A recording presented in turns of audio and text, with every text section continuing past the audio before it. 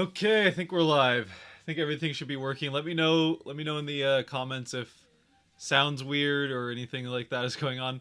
Had a little bit of issues with the video. The internet was having some trouble, so I think it's all good now. Hopefully, it stays fixed. But not the smoothest start. But we hopefully that means a smoother game and a maybe better game for the Kraken somehow, right?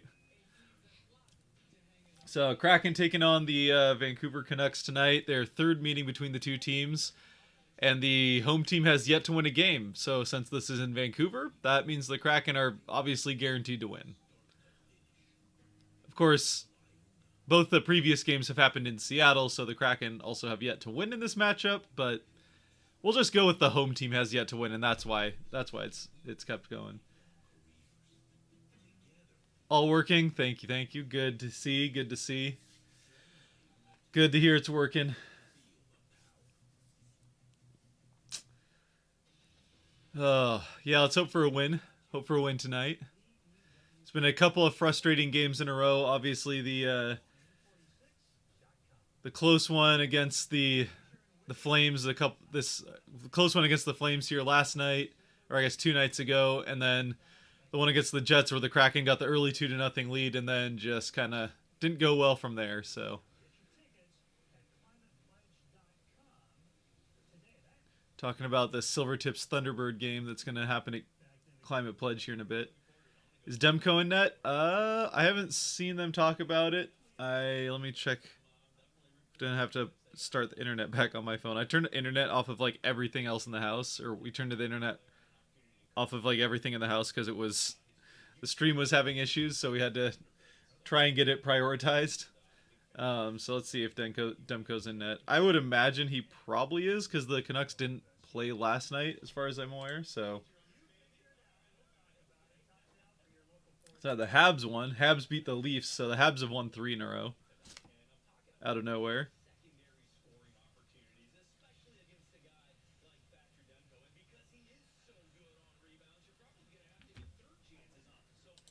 Yeah, it looks like Demko's in net. Sounds like that's what they're saying on the broadcast. Anyways, it sounds like Demko's in net.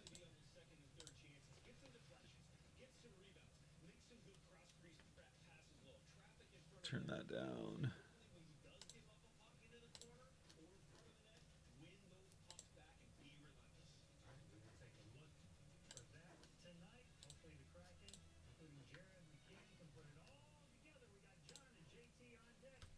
Let me turn this down a little bit. Sorry, I'm trying to kind of like get everything together here right before we get going because we wasn't the smoothest setup we've ever had. Yeah, it looks like Demko's playing. Happy birthday! Oh, appreciate it, guys. Appreciate it. Yeah, I was kind of like, oh, do I put that on there? But why not, right? Might as well have a little fun with it. Kraken happened to be playing on my birthday in their first season, so yep, might as well have a little fun with it, I guess, right? I was gonna try and put a little like extra, I don't know, something on the little overlay thing, but that didn't quite manage to happen with everything else going on here and over the last little bit. Oh, I'm shaking the shaking the table again. I did that last time. All right, let's see here. Try and make sure everything's up and going. There we go. All right, I think we're good to go. Think we're all set up and ready. So I don't know how many conflicted fans we're gonna have here in this one. Obviously, a lot of. This is the first Canucks game we've streamed. The Kraken have played them 2 other times, but Canucks obviously being the closest team is the one that a lot of people in Seattle cheered for prior to the Kraken showing up. So it's kind of one of those things where like they're the natural biggest rival, but by distance anyway. But there's a bit of a like conflicted history there with a lot of people in Seattle kind of having to figure out how to have their old favorite team be their new least favorite team. That being said, it's also not like the Kraken have really had a reason to have a super heated rival here off the start, considering they've had a hard time beating most teams. Other than the Florida Panthers. Not too much trouble beating them. For whatever reason. Even though they're like maybe the best team in the East. Kraken seem to be able to handle them just fine.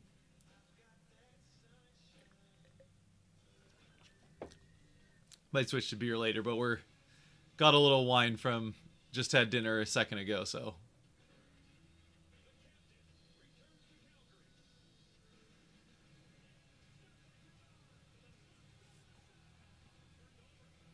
no conflict. They suck. Their record certainly is not great. Yeah. So it'll have to build over time. I mean, and you can't manufacture a rivalry either. Obviously, the proximity helps a bit, but like the NHL tried really hard to kind of manufacture a rivalry, like the desert rivalry between Vegas and Arizona in the like couple of years before the Kraken showed up. Oh, appreciate it. Thank you, Sergeant Pickle. Sergeant Pickles, sorry. Happy birthday, man. Keep up the good work, and I'm hoping we get 5-on-5 dropping gloves on the face-off. Right? Might as well. You know what? Might as well make it fun. Neither one of these teams is likely to go to the playoffs, and the Kraken certainly aren't, so might as well have some fun with it. Just get that. If the rivalry isn't going to happen from competitive games, you might as well have it just dropping gloves, right? Donskoy hat trick incoming. Goals 2, 3, and 4 all in one game. I'm all about it.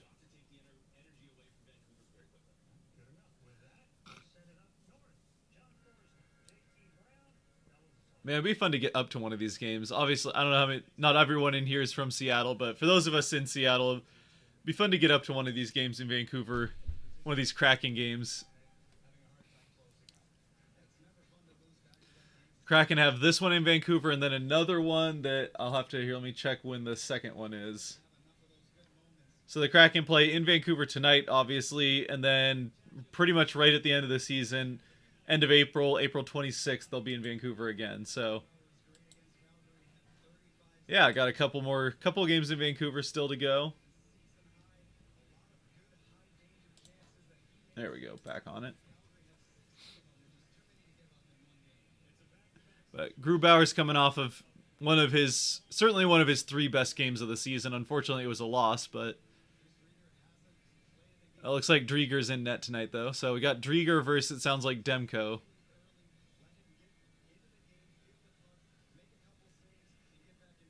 So let's see if Drieger can pick up where Grubauer left off.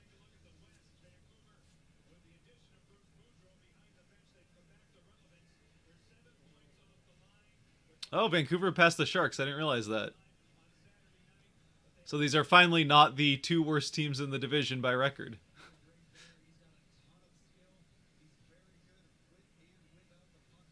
I'm feeling Canner and Larson get one today. It's hard to bet against McCann. Got 20 goals already on the season. Look for 21. He's got a career high. If Larson gets his 5th, so it'd be 5 for Larson. That would be a career high for Larson. He's currently tied with his career high with 4. So yeah, it'd be fun to see Larson finish off the career high, which it seems like he's destined to get at some point anyway.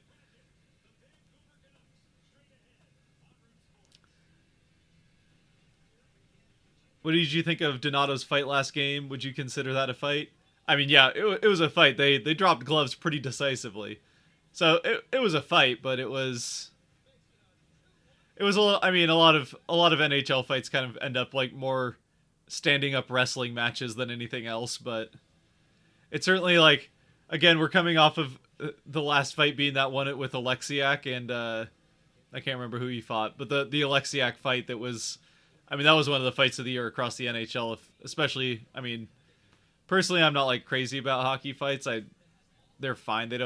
When they're just like here and there, they don't really bother me, but yeah, you can tell still when it's a good fight like that Alexiak one was, and the Donato one obviously is not quite the same. Donato's not quite the same, not quite the fighter that Alexiak is, not quite the same size either.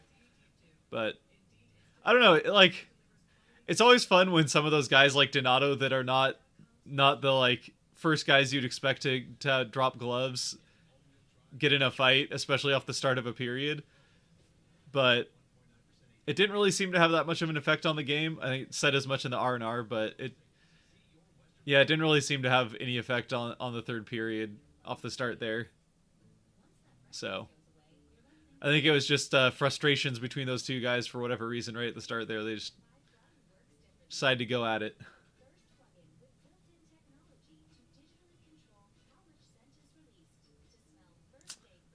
Only reason to go up there is for the poutine. Also the skiing. Whistler's pretty great. I mean, I guess Whistler's a little past Vancouver, but I don't know. Like any city, like most, I shouldn't say any city, but like most cities, there's some nice areas of Vancouver and some very not nice areas as well. But I've been to one hockey game in Rogers in Vancouver, and it was an Olympic during the. It was one of the like um, round robin stage games. It was Sweden versus Germany, and I honestly couldn't even tell you who won. I think Sweden won the 2010 Olympics, or won that game in the 2010 Olympics. But so I've been to one. I have been to one hockey game in there, but it was an Olympic game, so it was a little different feel, obviously.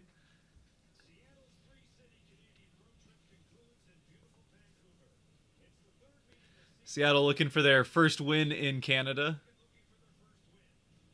First win against the Canucks as well.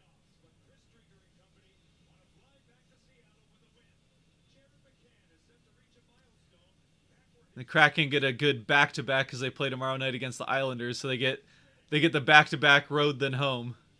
Obviously, that's it's what, like 2.5 hour 2.5 hour drive, but it sounds like they're flying, so it'll be a very quick flight. It's just like I doubt they probably don't even go to cruising out, like their cruising altitudes can't be that high. Kidding. By the time they got to 30,000 feet, they'd have to come right back down.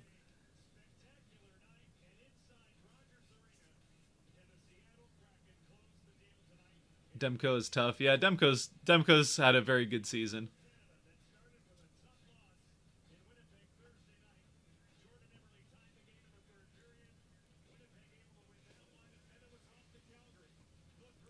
I still like the Canucks in spots, but not when they play the Kraken. Yeah, that's fair. I gotta be honest. Like, I don't know. I have a hard time really disliking the Canucks that much for whatever reason. I mean, I was an Abs fan for the last like 6 7 years, so it's not anything to do with. That is quite the get up this guy's got. Those glasses. Oh, there's the ice. Yeah, I don't know. I haven't had that much of an issue with the Canucks. I think it's partially, like, I won't lie that how the jerseys look definitely has an effect on what I think of a team, or like how much, I shouldn't say what I think of them, but how much I like them. And I mean, blue and green, I love the Canucks colors, so it's kind of why I have a hard time disliking the A's too much, even though they've been in the Mariners division and always a thorn in the Mariners side. But they have some of the best jerseys in the MLB, so it's just like it makes it a little bit harder to hate them for whatever reason, at least for me anyway. Vegas, on the other hand, I have no trouble hating Vegas. God, they're just annoying. They're definitely a different feel since Reeves left. It was easier to hate them with Reeves. Not that I like just have it. Just when you're like a team that's good and you have a rat player like Reeves is, like,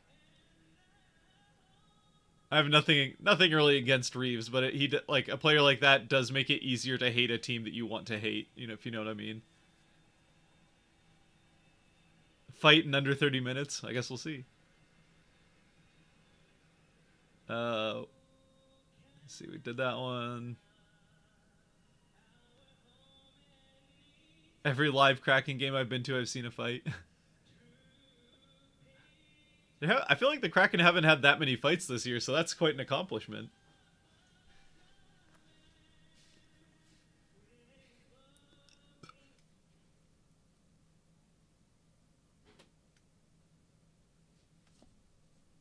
One second.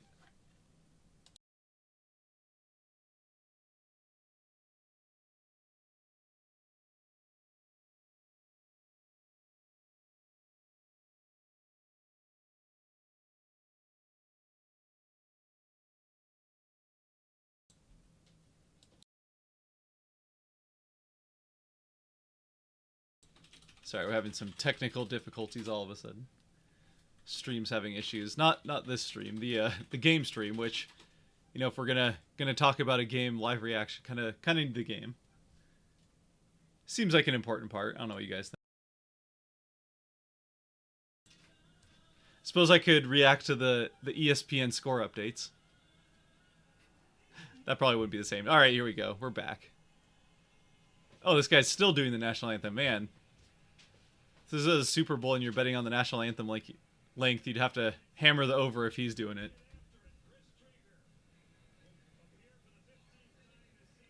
All right, Drieger getting his 15th start. 4-7 record as they just put up on the screen. Demko on the other side, so goalie matchup definitely favors the Canucks. Not that it wouldn't have, even if it was Grubauer in net. Goalie matchups, at least by the stats, favor pretty much whoever the Kraken are playing at this point in the season. Last question, do you think the Kraken will re-sign Gio or deal him at the deadline? I don't think he gets re-signed. If he doesn't get dealt at the deadline, I think he probably leaves in free agency. The only way he gets re-signed is if he really has made, and I mean he has, I'm sure, made a very big impact in the locker room. But unless that impact is like way bigger than we even know, and maybe if there's some chance of him staying with the organization after he retires and he wants to be like, oh my. All right, 11 seconds in and the Canucks are already on the board, so that's not great.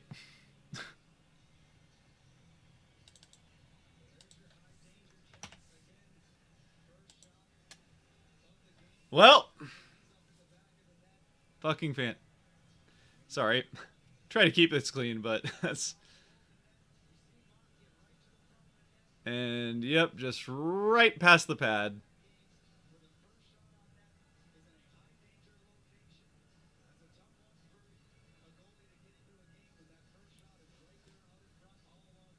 Jeez.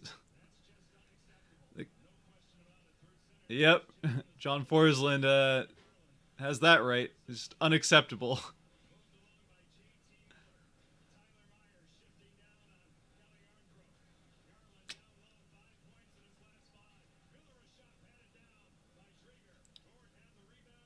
All right, so the Kraken will get it out of the offensive zone for the first time this game. But they just, like... They didn't even challenge that. The Vancouver just did whatever they wanted with it. They got it behind the net and then out in front and in. Like, there might as well not have been 5 Kraken players out there. Oh my goodness.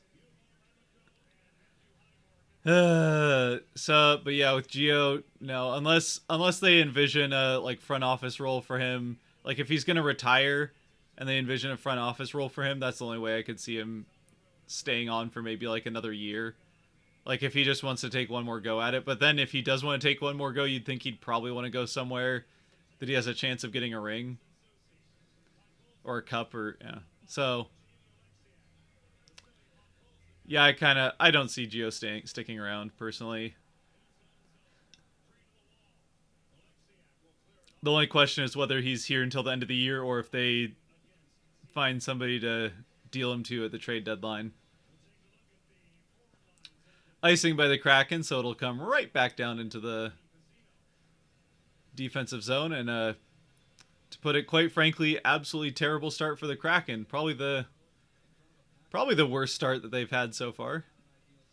A goal 11 seconds in, and they haven't gotten the puck much past center ice.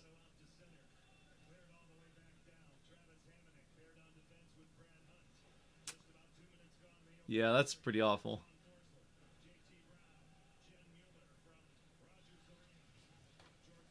Let me scroll up here a bit.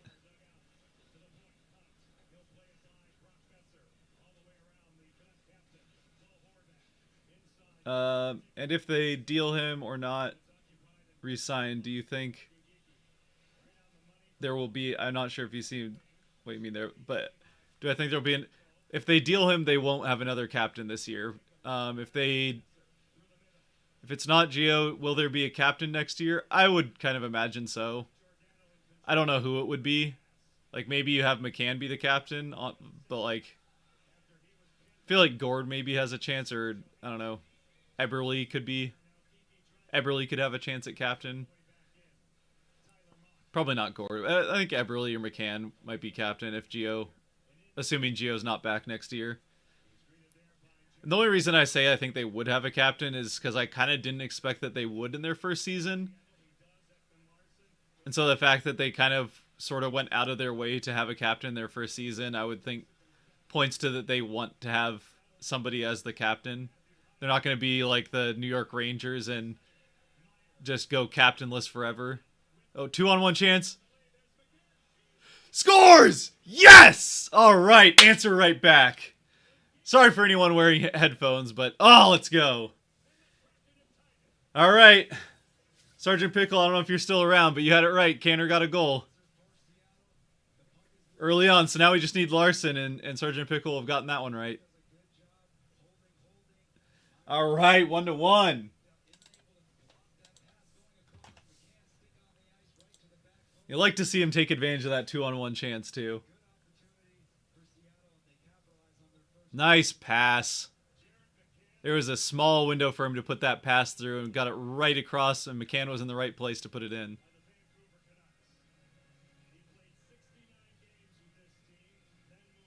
Huh. Grubauer's like up in the corner by the Vancouver bench. That's kind of a weird place.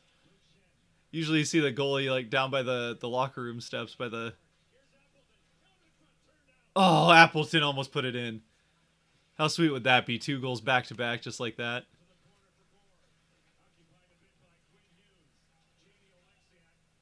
This guy behind Hackstall in the first row is creepy. I'll have to check that out.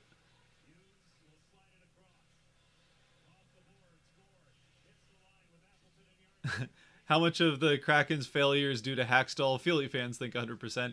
Yeah, I mean, he clearly is not very popular in Philly. It seems like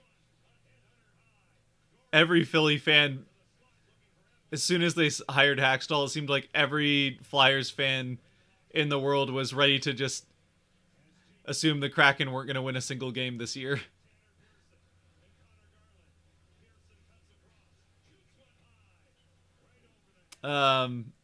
I don't know. Like, I think it's hard to tell how much of this is coaching.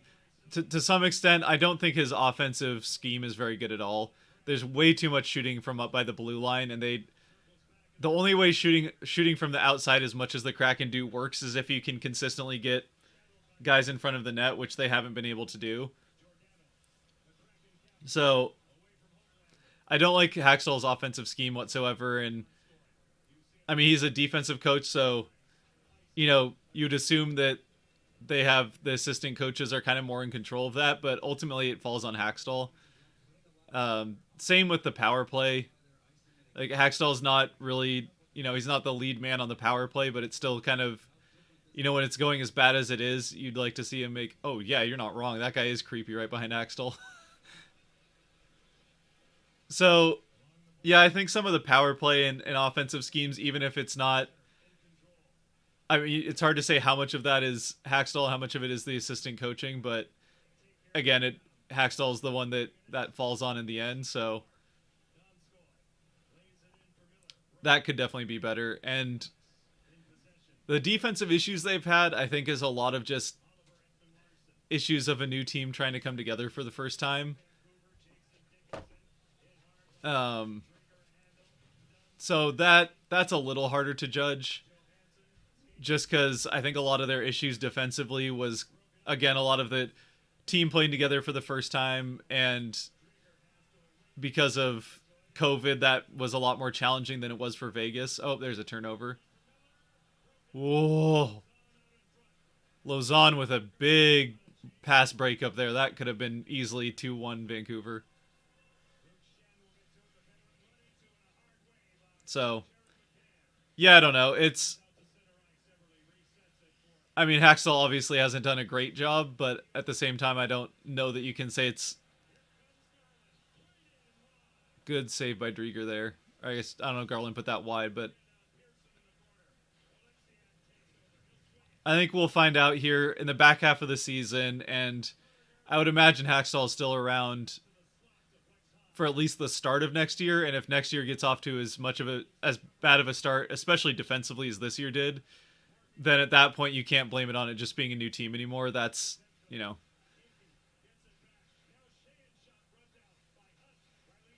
a couple of good chances there for the Kraken. Geeky is like just sitting in the corner, feeding chances out into the slot, feeding passes out there.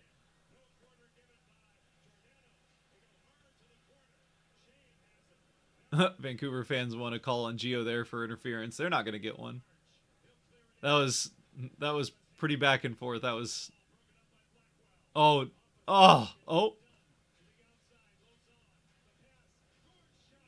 Nice shot by Gord. Oh. That was, if they could have just gotten that puck just seemed to never calm down. If they could have just gotten a clean pass off quickly with that, I think that's in. All right, so the Kraken have responded to a frankly horrific start in the first 2 minutes, but they responded well. Obviously got the tying goal, and they've gotten pretty good chances here in the last few minutes as well. Vancouver's been getting some chances too, so this could be a pretty high scoring game the way things are going so far.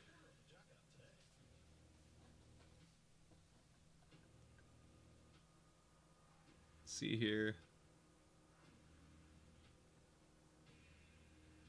They've been hot since the coaching change. Yeah, a lot of these, a lot of the teams that have changed coaches this year have immediately gone on winning streaks. So we just saw Edmonton just changed head coaches, and they had a 5-game winning streak just recently broken, and then the Habs just made a head coaching change with Martin St. Louis going in there, and they just finished off a 3-game winning streak this tonight against the Maple Leafs, which is something the Kraken have yet to do. So now the Habs have a 3-game win streak this season, and the Kraken have yet to do that. So that's fun little not so fun stat.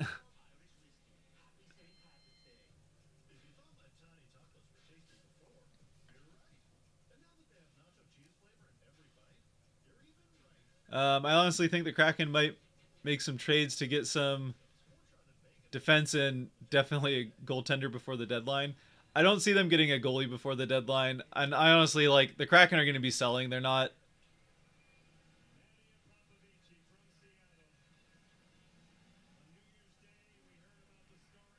Oh. Nadia Popovici, that's the Kraken fan that saved the Vancouver coach's life, and she's wearing all Vancouver gear tonight, so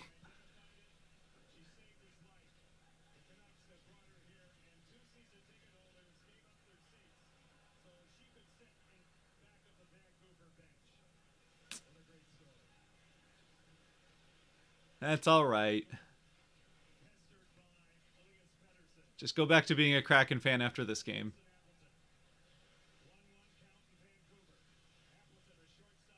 Oh, Appleton got that on goal. Oh, that was close. I didn't see that coming. So yeah, they shouted out the Nadia Popovici. She's wearing all Vancouver stuff tonight, which, yeah, whatever. I kind of doubt she had all that stuff. I think they probably bought that for her, but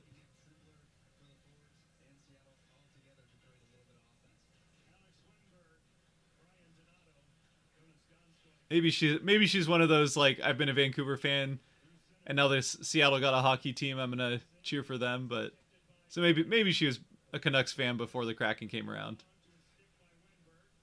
Be fair enough.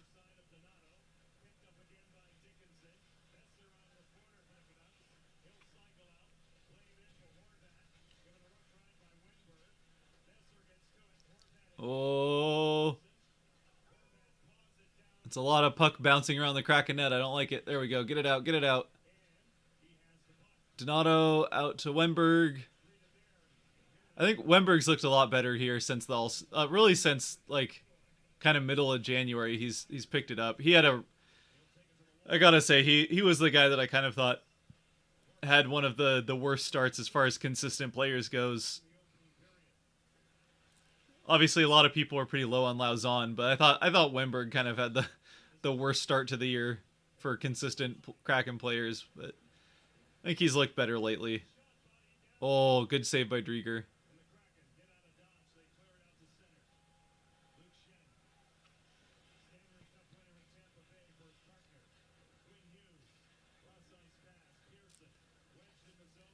Daniel, I think it was just a typo.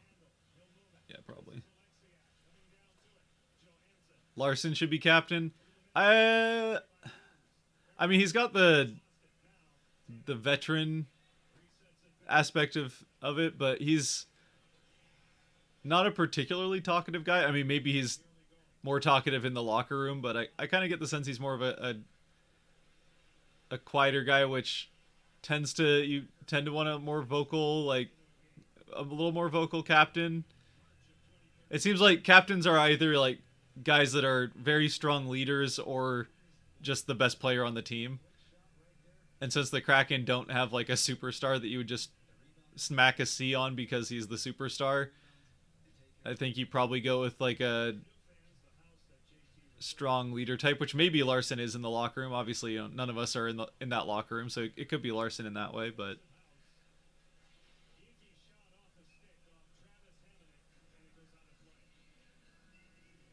there's a Kraken game right now, but it's in Vancouver. Yeah, yeah, they're playing in Vancouver, just north of the border. Not Vancouver, Washington, to be clear. Is it Vancouver, Canada?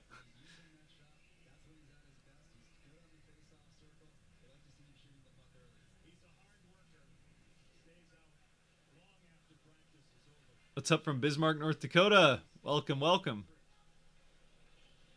New hockey, new Seattle Kraken fan. Grew up in the Pacific Northwest in Oregon and lived in Bremerton for a couple of years. Nice. How'd you? A little curious how you ended up in North Dakota. Oh, Demko. Moving from. I wonder if that is that military going from Washington or the Northwest Oregon to North Dakota. That's a interesting move. We have family in North Dakota though, so it's no shade on North Dakota. We've got some family out there from my dad's side. It's got some family in North Dakota, so.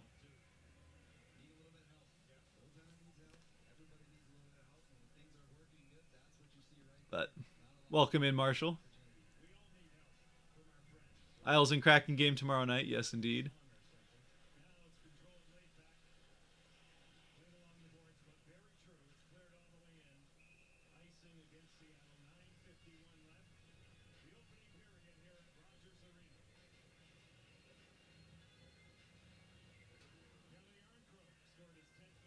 Weird ESPN Plus won't show it to me, so I guess people in Utah just suck. I don't know what that means. Yeah, this game isn't on ESPN Plus. It's on the NHL Network. So this is one of the like 5 games. Well, I guess there's more than that. It's one of like 5. I think it's like one of 5 games all season that isn't on ESPN Plus or national broadcast. It's just on the NHL Network for whatever reason. I don't know why that's a thing that has happened, but so yeah, you have to have Root Sports or the NHL Network to watch this one. Or you take to the high seas like Jack Sparrow, if you will.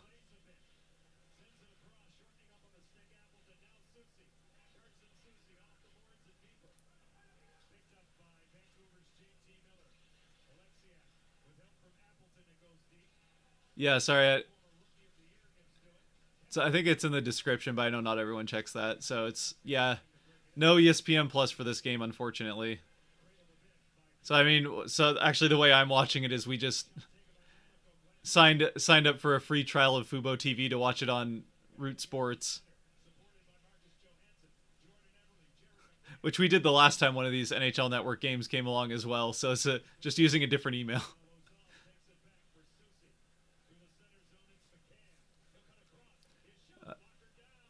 Are the Canucks going to trade Miller?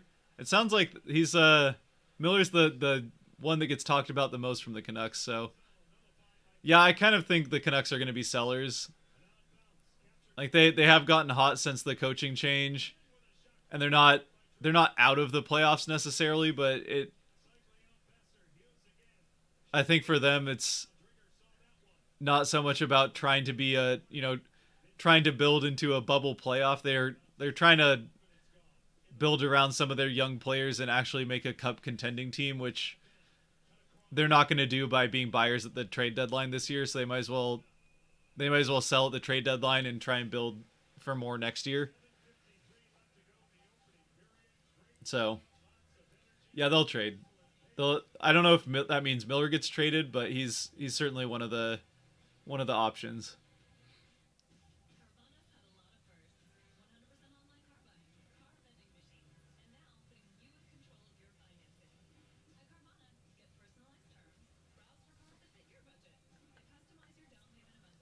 NHL Network sucks. I guess I'll just listen here.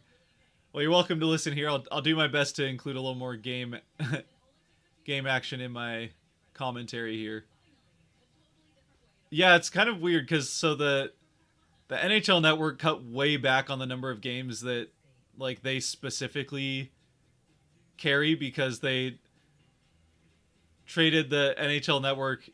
Basically, the NHL Network got grouped into ESPN Plus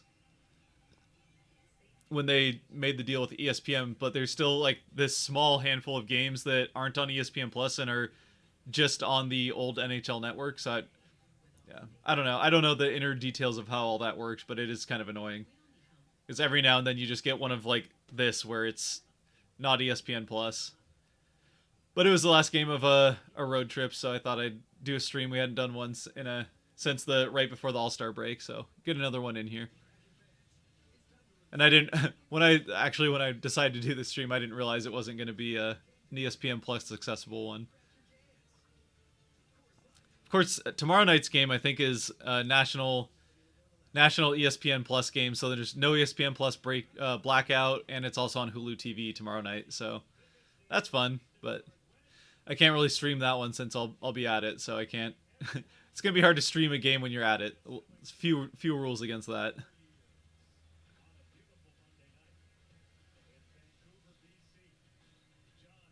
Honestly, I like Bruce Boudreau doing better for the Canucks than he did coaching in Minnesota. Happy for him.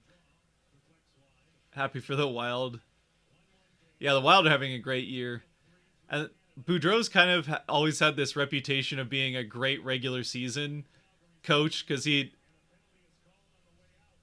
great regular season coach because he did kind of take a lot of Wild teams that you could make an argument might not have been quite as high playoff type teams as they were pretty consistently into the playoffs.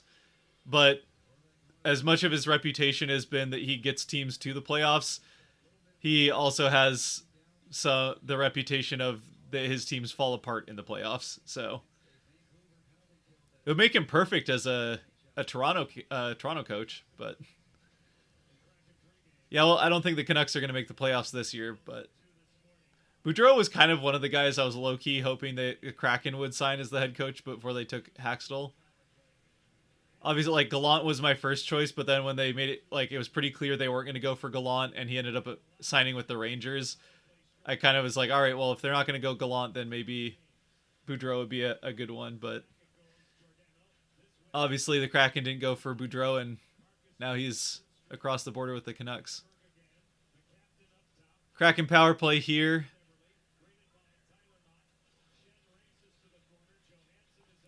Tripping call send the Kraken to the power play, keeping it in the offensive zone early. A lot of passing, don't get a shot off on goal, and it gets cleared out.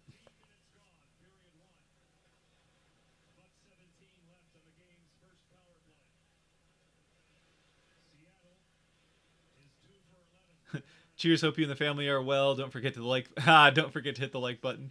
Absolutely. Good advice there from Nate. And yeah, we're doing great, Nate. Thank you. Appreciate it. Dunn up top, out to Gord, back up to Dunn, back to Gord. Oh, not a great pass to Donato. Dunn will get to it first before it can get cleared. Behind Donato, behind the goal. Oh! Pass out to Gord, got to Appleton and shot on goal. But it's cleared out. Saved and cleared out.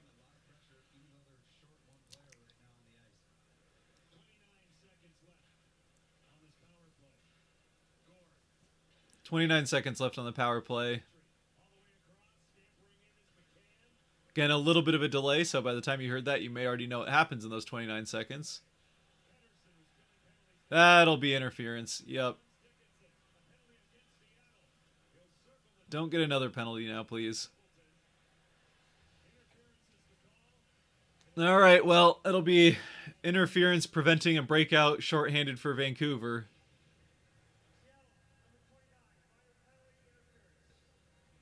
Dunn goes to the box for interference, so we'll get 6 seconds of 4-on-4.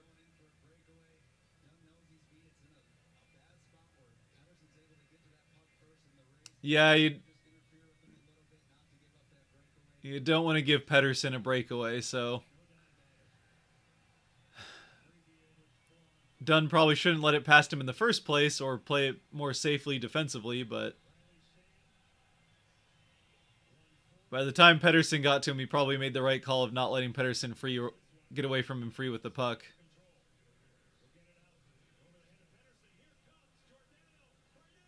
Oh! Oh! Shorthanded goal! Mark Giordano with the shorthanded goal. How many of those does he have in his career? How about it? The Kraken win the faceoff. Donskoy's just holding it. It gets to 5-on-5 and right. I mean, that's like it's a shorthanded goal because the penalty was over, but Horvat had just stepped back on the ice, so it's a shorthanded goal by technicality and pretty much only technicality.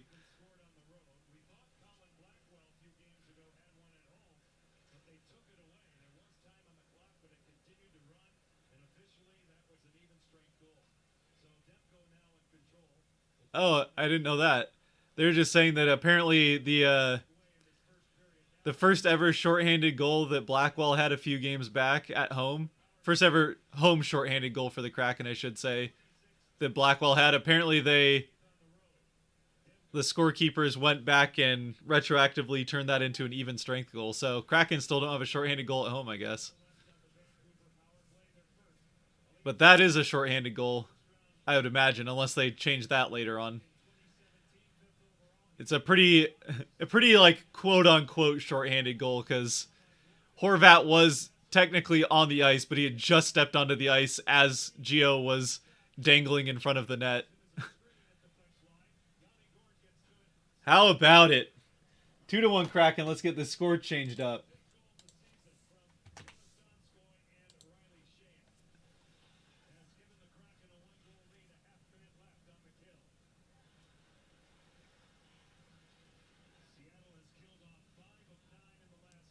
I wonder what the Kraken 5th anniversary patch will look like. Well, still got a few years to iron that one out. Oh, Drieger, don't get caught behind the net, please. Oh, that was a dangerous puck play there by Drieger. Behind the net, challenged while on the penalty kill. Kraken will kill off the rest of this penalty. Not a very good power play for the Canucks. They let up a shorthanded goal right as it starts, which, I mean, that's, again. But then the Kraken almost got the better of the chances on that power play.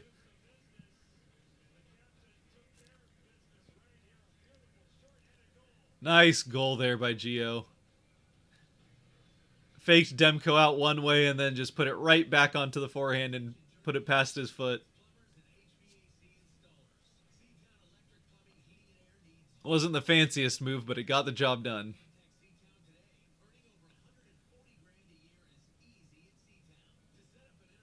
I will have to say it'll be weird being a Kraken fan in Iowa. You know what? Kraken fans should be all over the place, right? We want to spread them all across the nation. Of course, you probably won't be able to get to too many Kraken games in the state of Iowa, but you can like head over to what would be the closest? I guess yeah.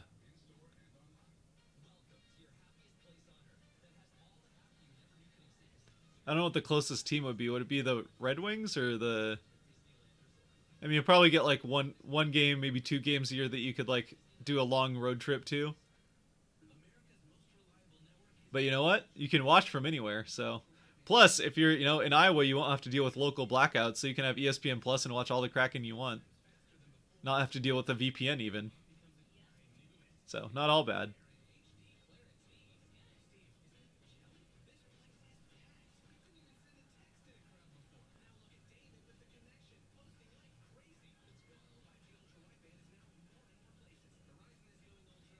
Let's see. KJR is playing this game.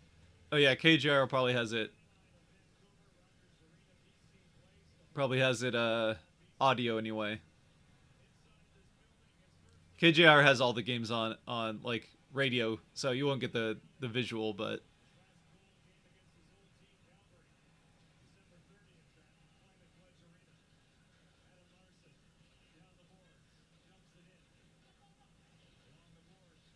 the sad thing is I think the 3 teams in my area are the Blackout Blackhawks, Wild, and Blues, so you'll know it'll be nice and hard to follow. Yeah, the Blackhawks have not had a good history of making their games accessible unless you're going to just go to all of them.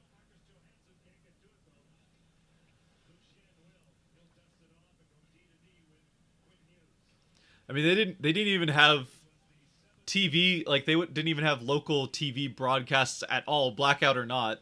They had no local TV broadcasts of Blackhawk games until 2007 or 2008. 2007, I think. Just like that's kind of ridiculous. Not kind of ridiculous, it's just straight up absolutely ridiculous.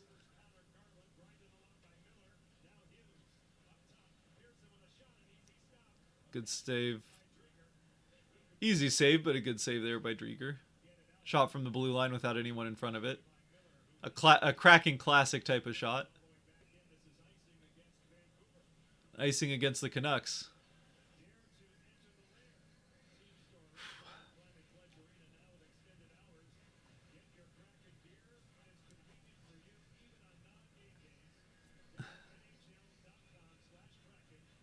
You're really happy in 3-2-1.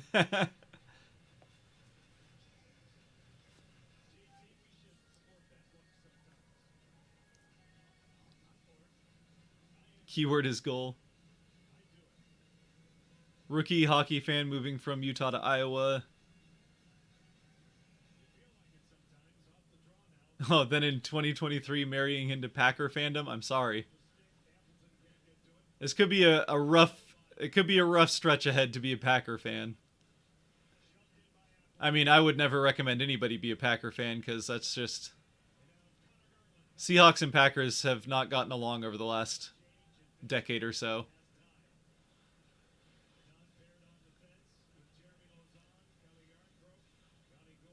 But yeah, the Packers are in for a very, very rough offseason and probably a rough like 3 or 4 years. I doubt they stay down for too long just because that organization is pretty well run, but oh, Drieger. Oh, Drieger again. Nice stop there on the wraparound chance by Drieger, and then I don't know if the follow up went wide or if Drieger got a blocker to that, but good work keeping it out.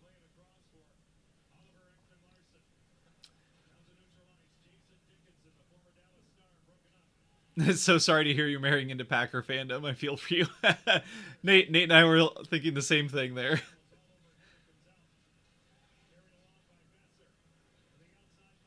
I'm not an NFL fan, so I guess it's a reason to follow it. Fair enough.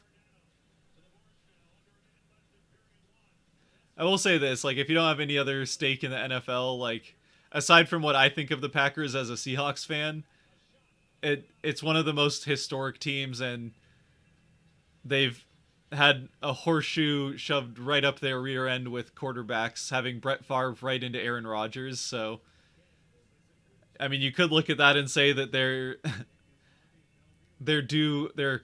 karmically due for a couple decades of being absolutely terrible. But I kind of don't see the Packers being bad for long, even though they probably will be for the next few years.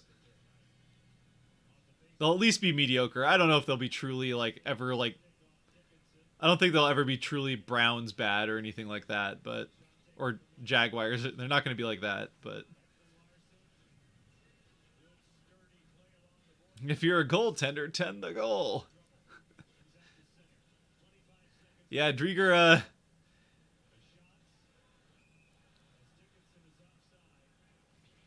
There might have been a little bit of if you're a goaltender, tend the goal on that the Vancouver goal, 11 seconds into the game, and then Drieger almost just did the same thing during that Vancouver power play.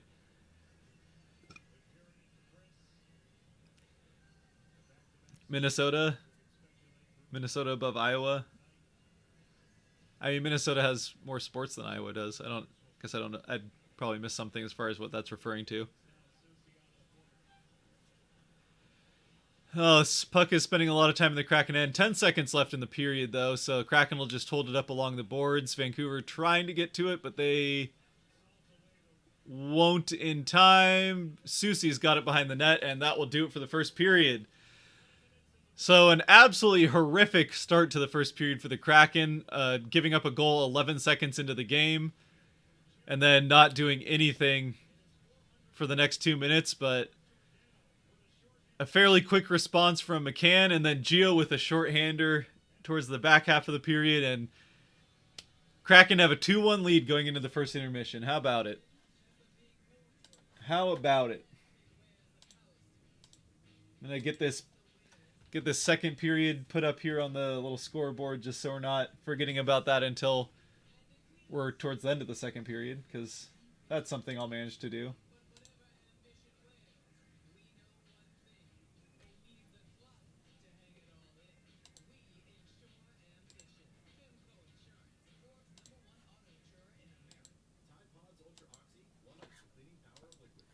There we go. Sweet.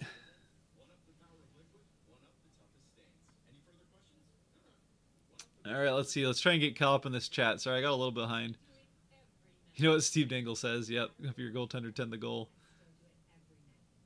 If you're right in the middle of Blackhawks, Blues, and Wild, Chicago's across from Iowa. How can you watch the game online? It's on NHL Network, so if you don't have cable, then your best option is going to be get a free trial of Fubo TV, honestly. Like Fubo has Root Sports, that's the streaming option as far as that's concerned. It's not on ESPN Plus, so your streaming options as far as legally speaking, it's just get a free trial of Fubo and you can stream it off of Fubo TV. Because they have Root Sports access. Otherwise, take to the high seas. Go Jack Sparrow on it.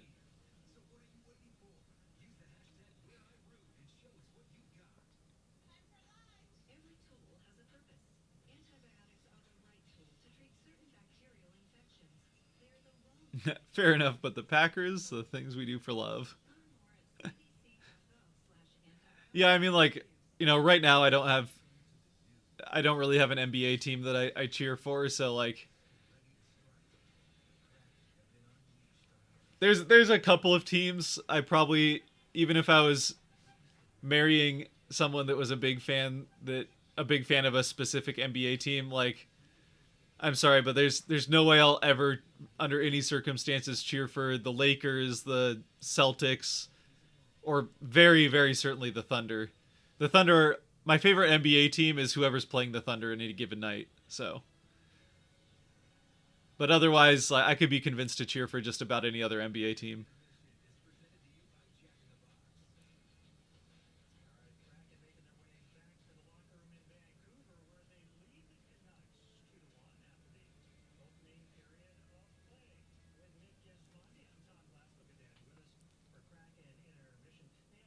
We haven't lost to a 42-year-old Zamboni driver who works for the team yet. Very true.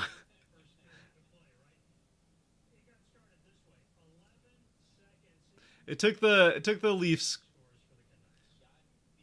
a long time to lose to a 42-year-old Zamboni driver who worked for the team. So The Kraken have a ways to go, I think, before they have to worry about that.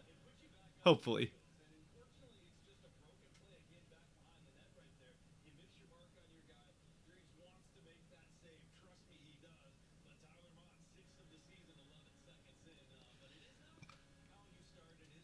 What's cracking, Egginator? That's very true. Here eating cinnamon toast crunch. Hey, not a bad cereal. It's as far as sugary cereals go, that's probably my favorite cereal. So a fine choice. Fine choice. That's a very very Monday start of a long work week type of dinner, so I can appreciate it.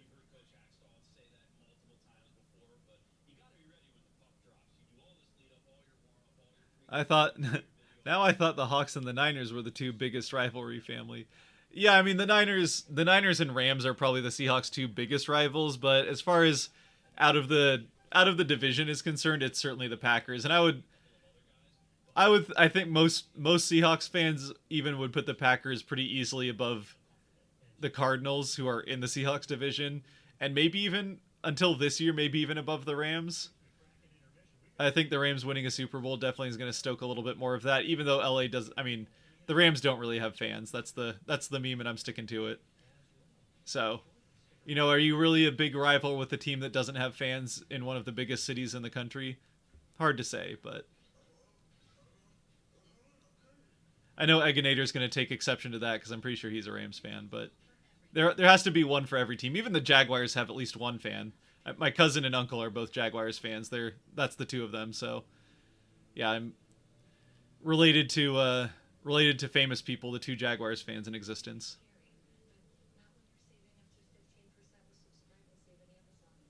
Bring back the Supersonics. Absolutely can't disagree with that.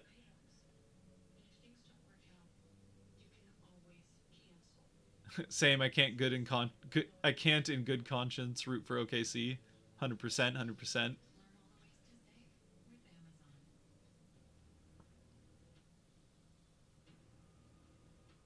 Oh, it does say New York Islanders. I copied it from the last one. My bad. Thank you for that. It actually hadn't been said yet.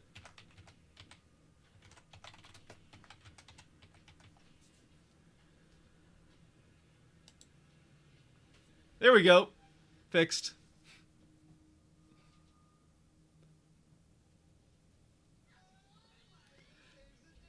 Thank you for shouting that out.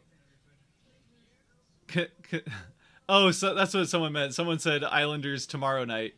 Yep, I that was leftovers. The last stream I did was when the Kraken played the Islanders right before the All-Star break, and I just makes it a lot easier when you can copy and paste stuff over. But I forgot to change the Vancouver Canucks part of it. Whoops. There we go. We'll get more people in here now, right? Now that we have the right teams facing each other. Rams fan right here. Yeah, I knew you'd take exception. The Jags are unhateable. Absolutely. Yeah, it's hard to hate a team that's just historically been terrible.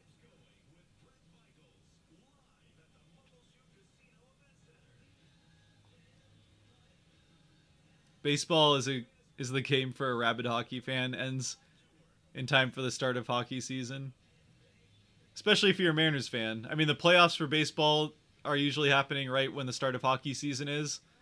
But if you're a Mariners fan, they don't go to the playoffs, so it's not a problem. Yeah, that hurts. Hurts to say, but it's the truth. Your wife is a Jags fan. All right. So there's three of them then. All right. How about that?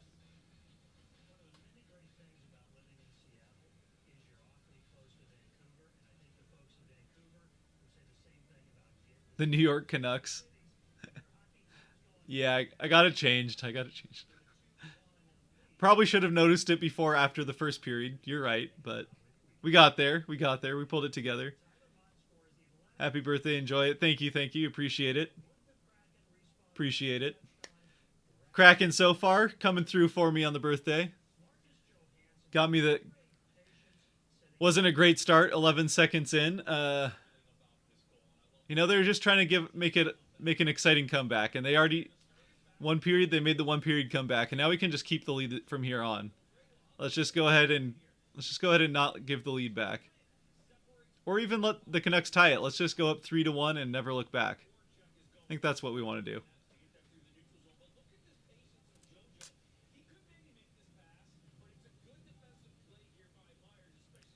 We went on Halloween. Nice.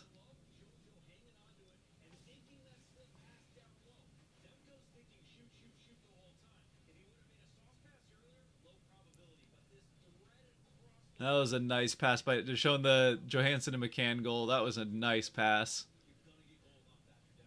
Like McCann's he put himself in the right place and he's got a heck of a shot. But all McCann had to do there was be a wall for Johansson to bank it off of, pretty much.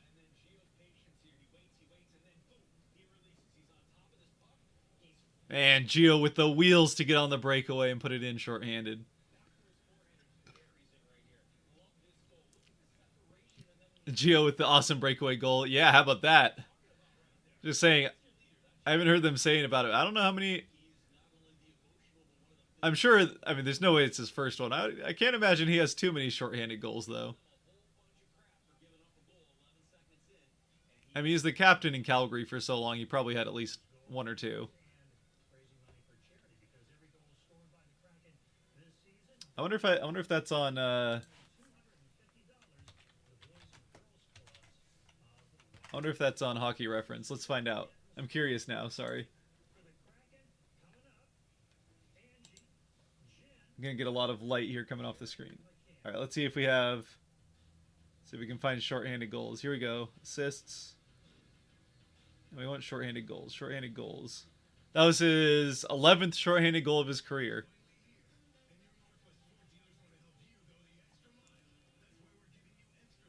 Wow, he had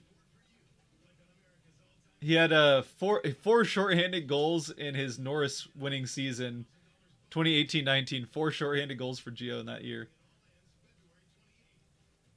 Got his first one this year, though. So 11th shorthanded goal for Gio in his career. All right, how about that?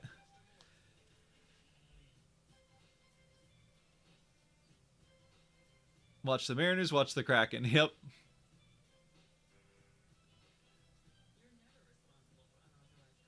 Yeah, a little bit of overlap at the start and end of those seasons, especially if either one of those teams, Kraken or Mariners, start making the playoffs.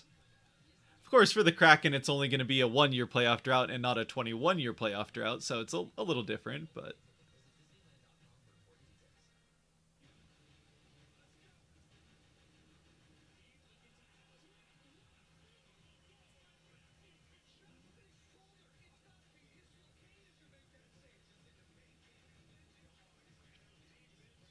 Any rumors of trades before the trade deadline? Not much. I mean, nothing substantial. It's mostly just speculation. Definitely speculation revolving around Gio. Has value. He hasn't had a great season for the Kraken, but he has a lot of value just from his veteran leadership perspective. They'll trade for what they know a player can be based on their track record and the career they've had, and that would be Gio. As far as well the leadership that he can provide. So Gio would have there's some interest with Gio. Other than that, it's kind of a lot of the UFA guys that are on the last year of a contract. So the Marcus Johansson, Colin Blackwell, Callie Yarncroke, some of those guys. Probably a defenseman does go. If it's not Gio, probably one defenseman does go. It could be Carson Soucy. Hayden Fleury is an RFA at the end of the year, so he's another one that could be on the trading block. So there's a lot of guys that the Kraken have a lot of expiring contracts or guys on just like maybe 2 years. So there's a number of players that are pretty good candidates to get traded. But yeah, Ron Francis has a bit of a reputation of not letting too much leak out of the front office as far as trades are concerned, and he also tends to not make a ton of trades until getting pretty close to the deadline.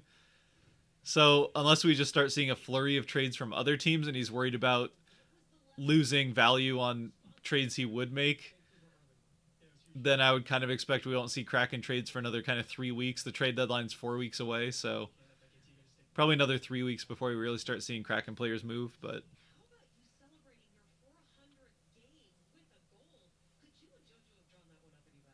oh, thought it was in someone. No, it's my birthday. Yeah. So little pat on the back there as far as the title's concerned. Not opposed to doing birthday streams for people though. Yeah. We'll see. We could mix that in the future maybe.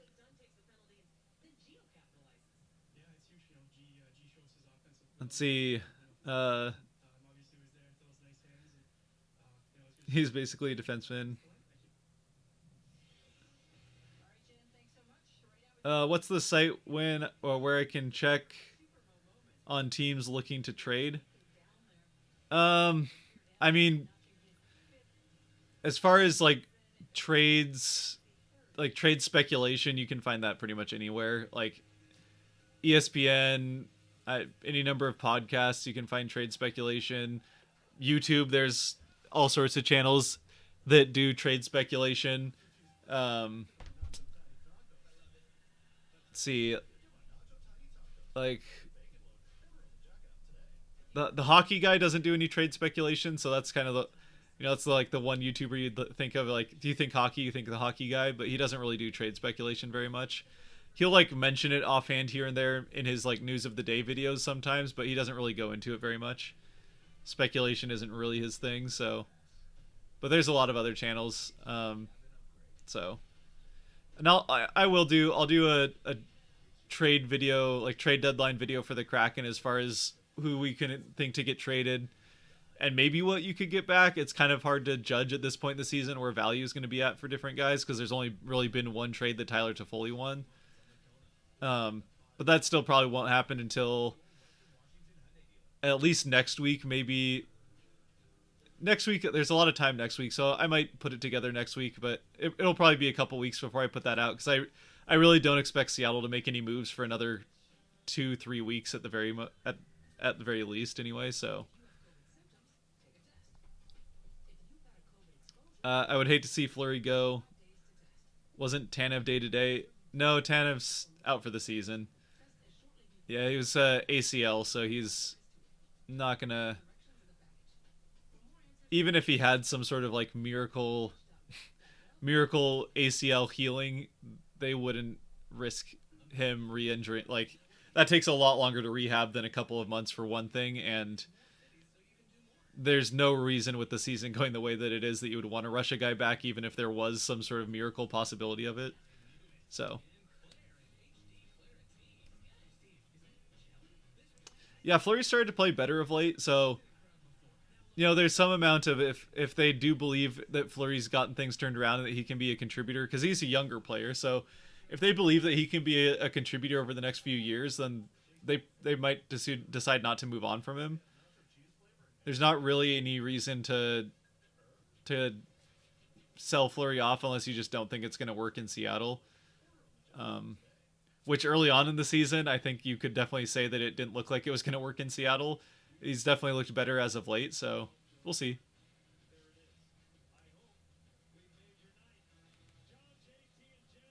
And you're showing us a bird. Don't know what the bird's about.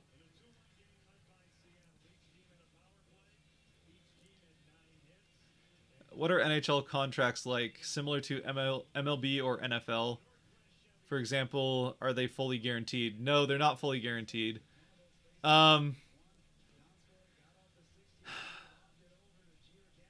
Yeah, between the two,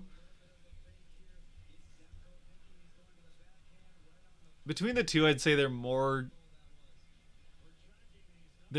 closer, I would say, to MLB. They're certainly not like NBA. NBA is fully guaranteed. But yeah, the NHL's not fully guaranteed. So, if a guy goes down, then you get cap space back. I mean, there's not quite as there doesn't tend to be quite as much incentives and that kind of stuff, but you do get sign-on bonuses still that will take chunks out of cap. They're not like that. The only reason I said they're more like MLB, and I can't say I'm an expert on MLB contracts necessarily, but They're not like the NFL contracts as much, where you have like some contracts where like a third of the money is wrapped up in incentives. Maybe that's a little bit of an exaggeration, but you know what I mean.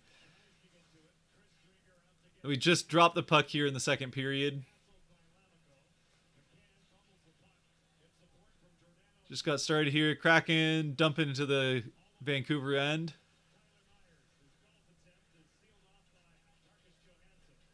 Tanev's out for the season, yep.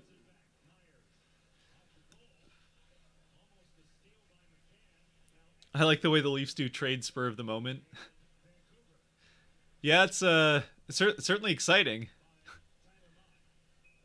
Maybe not strategically the most advisable, but it's certainly exciting.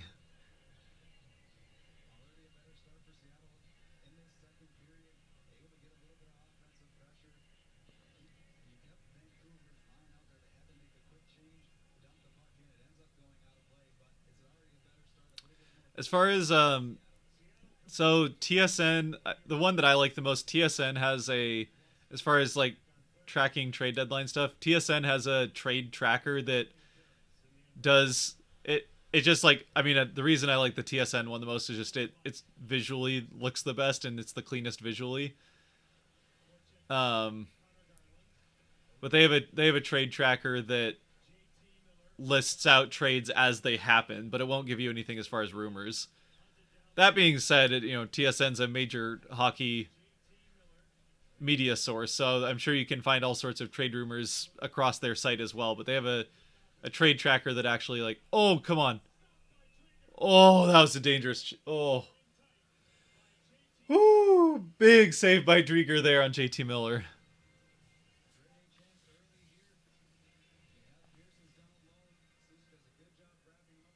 Who was that got out there?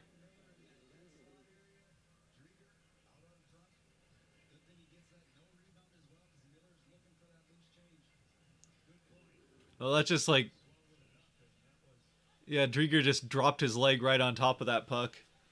Didn't give up the rebound.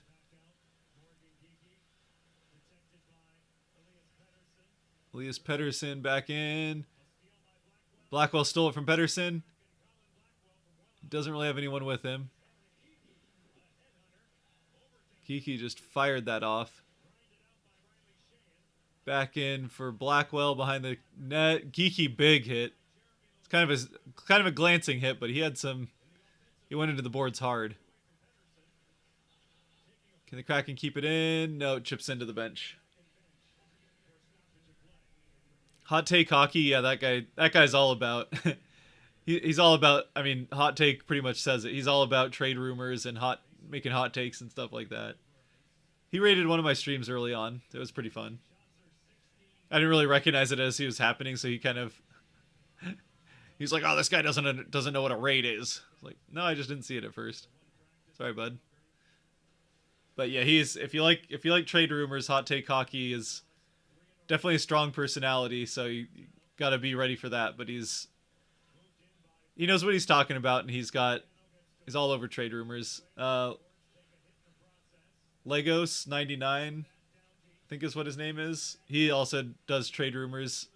He's a little more Canucks centric sometimes, but he'll do trade rumors across the league as well. So he's a good one I like a lot. Not quite as hot takey sometimes. So. Oh, Nyquist, yeah, he does it as well. He'll do trade rumors.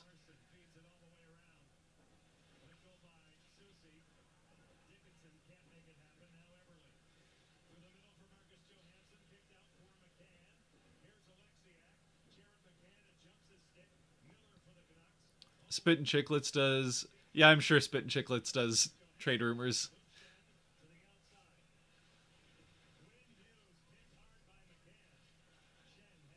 Whenever it comes to like trade rumors and that kind of stuff, like it just sets itself up so well for hot takes that like,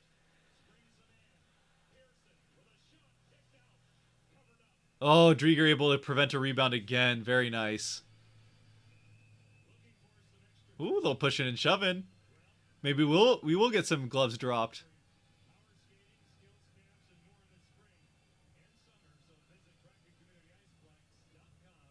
I don't know what they're talking about there. There's a little pushing and shoving between Susie and a couple of guys there, and then they all like looked up at the scoreboard. So I wonder if there was a misunderstanding of what happened. I don't know. It's kind of funny.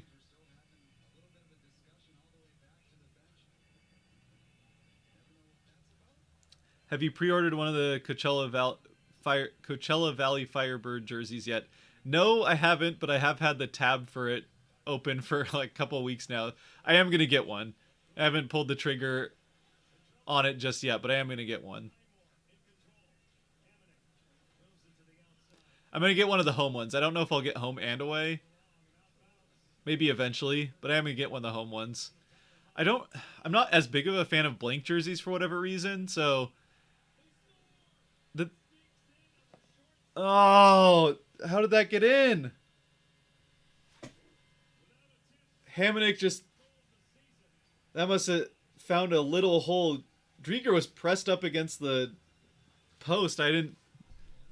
Well, Hamonic just shoots, and Drieger, I guess, didn't have the post fully sealed off.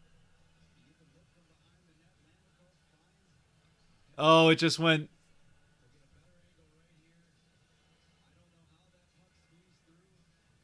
It just got under.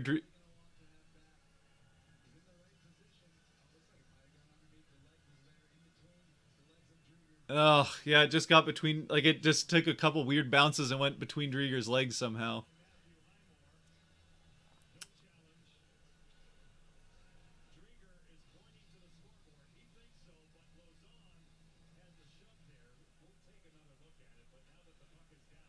No, it's official now. They're not going to challenge it.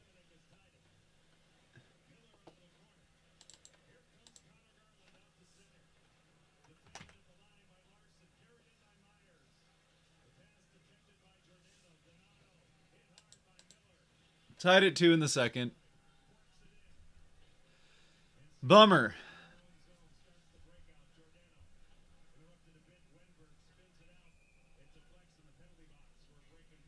Who do you think is a better team, the Avalanche or the Panthers? Avalanche. Not that the Panthers aren't a good team.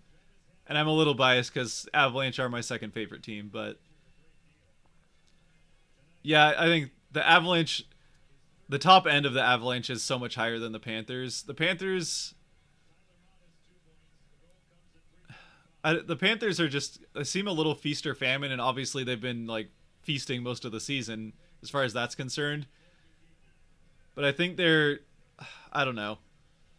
I just have a little bit more confidence in the Avalanche as long as they can stay healthy. Like obviously that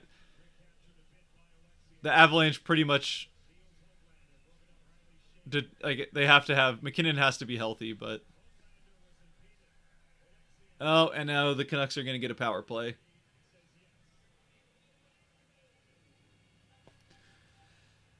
Well, this fell apart quickly. So, Canucks to the power play.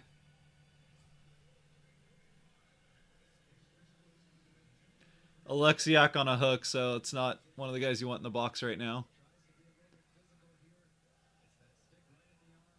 Yeah, his stick just kind of got...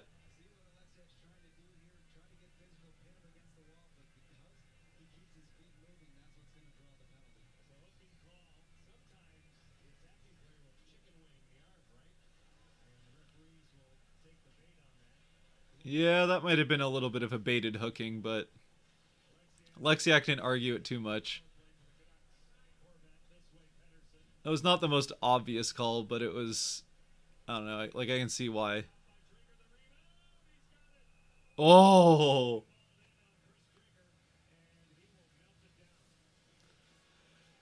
Whew. Well, this is already a better power play for the Canucks than their first one was. Yeah, Drieger saw that coming all the way and was able to let up a rebound. Horvat just put it right back into Drieger's pad and he was able to cover it. Hughes has it out into the middle, broken up by Gord. Out front, Hughes over to Pettersson. Shot went wide or kicked. I don't know if Drieger got part of it. Get it out there, Blackwell. There we go. All right, so Kraken get it cleared so they can get a change.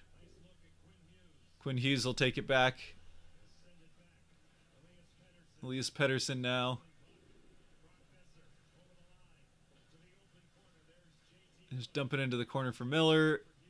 Out to Hughes. He's got... Oh, that took a weird bounce. And out. Oh, good. Whew. Canucks cleared it themselves. That's helpful.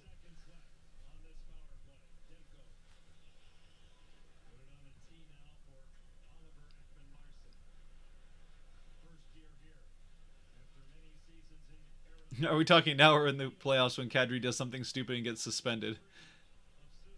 I know Kadri's having an incredible season, but I still think the Avalanche are better than the Panthers without Kadri. I mean, it's close, so like, it's more that I have more confidence in the Avalanche than I do in the Panthers, especially in the playoffs. So if it's playoff Panthers versus playoff Avs minus Kadri, I'll still take the Avs. Oh! Oh! That was an awkward play. Pearson fanned on it, was bouncing weird.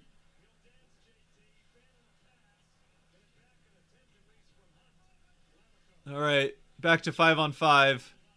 Canucks still have it in the zone. Johansson will get it out. Up to Gord. Gord around to Johansson. Moved it back around, and who's going to get to it first? Lozon pinching in, gets it. Oh, it's...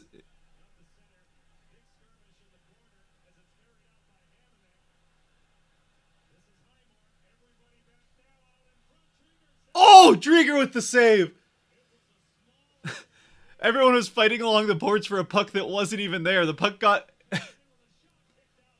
Lauzon and I don't know who it was. They were like puck battling along the boards, but it didn't seem like neither one of them noticed the puck wasn't there and it was already like down at the other end of the ice. Even the cameraman didn't seem to notice it. They like zoomed in on the puck battle on the boards where there wasn't a puck. It's definitely a weird little situation that happened there.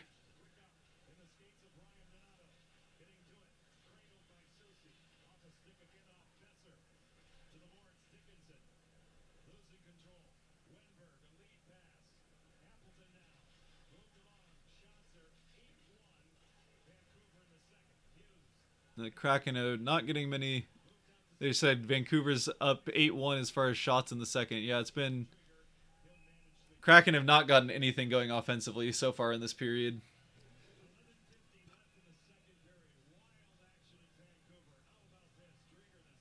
Oh!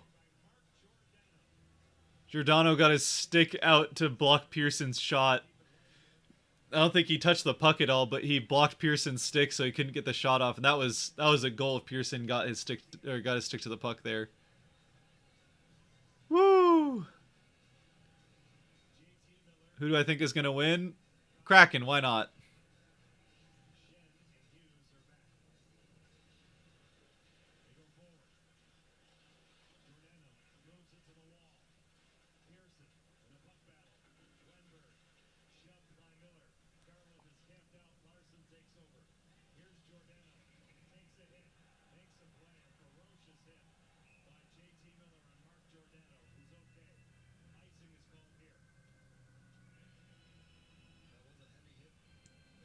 Definitely recommend smaller YouTubers like this channel. Appreciate it. Feel like they go deeper in and always interact. Yeah, it gets harder. Like, still, I mean, I don't get enough. It's still manageable to respond to most of the comments at this point. Like, you know, when you get like hockey guy big, or even like you get to like 30,000. When you're getting hundreds of comments on every video, it's, you know, there's only so much time you can spend responding. It can take a long time to respond to, you know, even if you get like I get, I don't know, like 30 comments on a video, it still takes a while to respond to all of them. So yeah, once you're starting to get into the hundreds on every video, there's no way to keep up with that. So it's like, I understand, but yeah, you're absolutely right. Like, the smaller the channel, the more likely you're going to be able to actually, you know, get responses from whoever's making the videos and that. So always good to support the small channels, and Being one of those small channels, I'm all about it.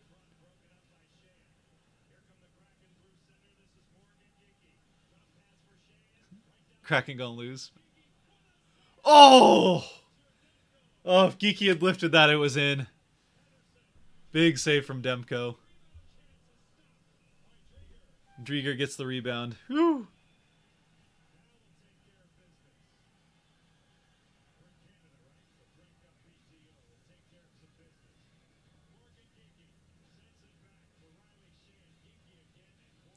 Do you think I'll see the new Jackass movie? Probably not. I only watched one of the original ones. I don't know why. They're just I watched one of them and I was kind of like, eh. I mean, it's aight, but it's not. I don't know. It didn't draw my attention enough for me to keep going on it. So I get why. I mean, yeah, I get why people like them. It's just not for me for whatever reason.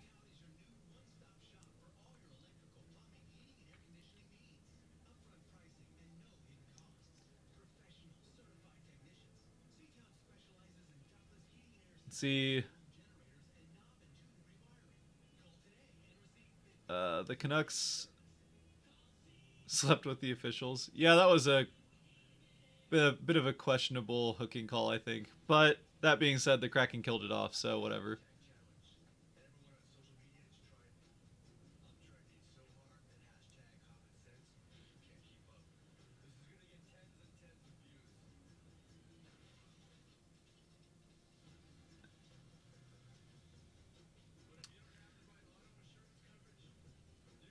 The combo of defense always allowing too many easy chances and our goaltenders not saving shots they should strikes again.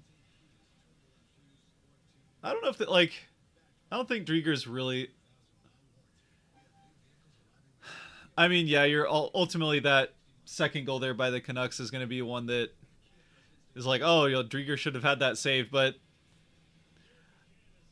it's not one that you don't really hear it talked about too much. But there is some amount of just like it's a frozen chunk of non-spherical rubber bouncing around on ice, so things are going to happen. It's going to take weird bounces, and I think that's kind of what happened on that one. Like, I think Drieger did basically everything he could. He was in the right position.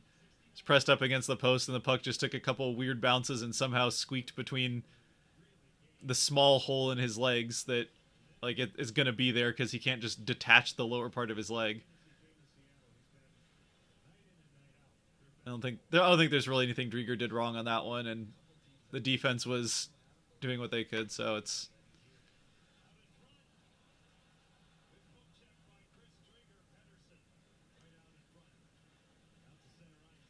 All right, let's see if the Kraken can maybe get some offense this period. How about that?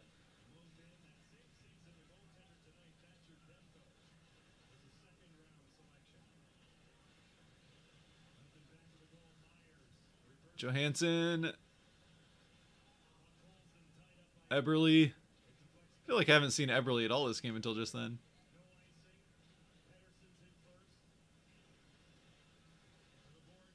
Alexiak's got Pedersen along the boards.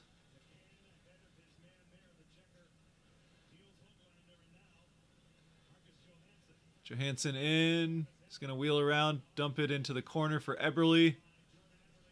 Eberle up to McCann, up to Johansson, who loses his stick, and 3-on-2 chance for the Canucks. 3-on-4 chance, or 4-on-2 chance, whatever it is.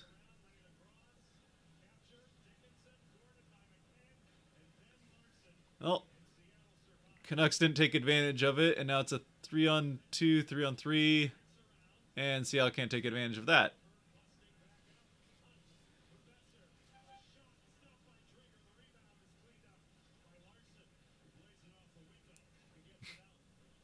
This is a lot of odd man breaks back and forth that just fizzle out as they get into the offensive zone.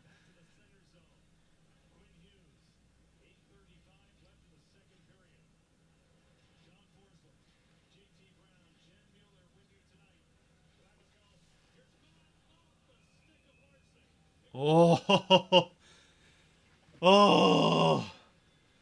Vancouver's getting looks, but I will say this: Seattle defensively is they showed up defensively tonight for the most, outside of the first 11 seconds. That was just, they let Vancouver just walk that into the goal. But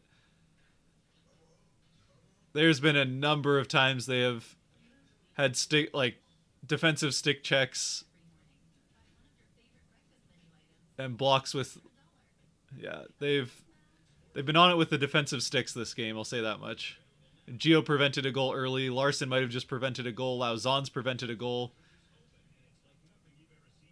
It's been a decent night for the defense, I think, so far. Still plenty of game for that to change. Cheers from Brazil. Oh, awesome, awesome. Just started getting into hockey, missing MLB. Your channel is really helping out a lot. I appreciate it. Imagine you probably found me through the 101 videos if that's the case, and welcome in. Welcome to the stream. We're watching the Kraken versus the Vancouver Canucks, not the New York Islanders like the title said for the first period, but yeah, I'm glad to help. Hockey, it's a fun game. It's just not quite as well known worldwide. Or I shouldn't say that necessarily. Like, pretty popular where it's cold, but Brazil's not really a place that gets cold too often as far as I know. Having never been there myself, but glad to have you from Brazil. Take care of that rainforest for us, will you? Go defend it yourself, please. Just kidding.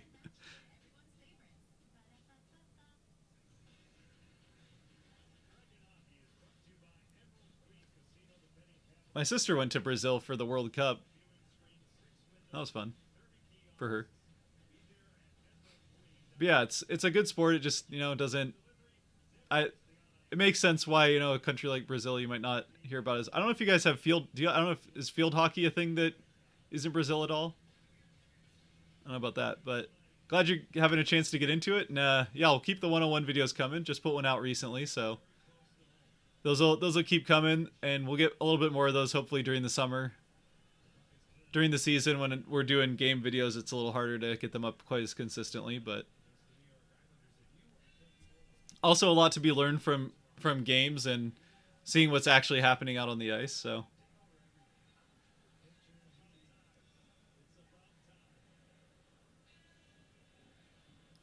since we're talking about the Jags earlier, they have more playoff wins than the Cowboys since 1997.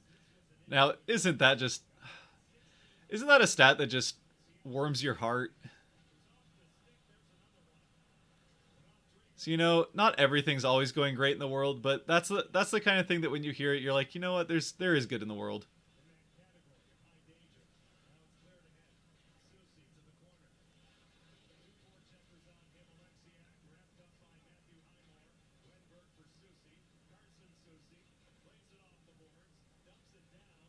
Hopefully the Kraken win. Absolutely. Icing on the Kraken, so that isn't going to help them win, but this has not been a great period for Seattle. They've the Bruins beat the Avalanche 5-1, so not a good night for the Avalanche as much as I was just talking about how good they are. See, Canes beat the Flyers, no surprise there, but it wasn't overtime, so that's a little surprising. Flames beat the Jets for their 10th win in a row. How about that? Habs beat the Leafs for their 3rd win in a row. I'm sure that'll be a fun one for Steve Dangle to talk about.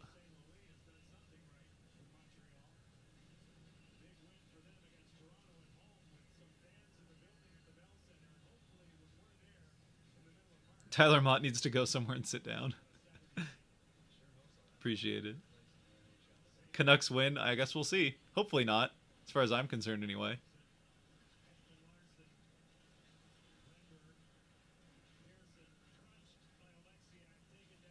You live in Seattle? Awesome. Live in the Seattle area as well. Oh, good save by Drieger. He just kind of like skated through the defense there. I don't really know why he was allowed to just... That was Garland just kind of... Whoop. Just dangled around Wemberg. Whoop. Good look for Garland. Created it himself, but Drieger makes the save, so it's no harm, no foul, right?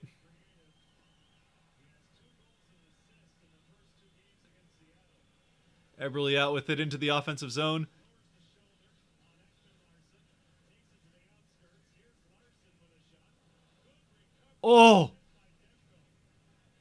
Larson took a shot. We almost had the Larson and can goal, just like, I don't think Sergeant Pickle's around anymore, but just like he said at the beginning.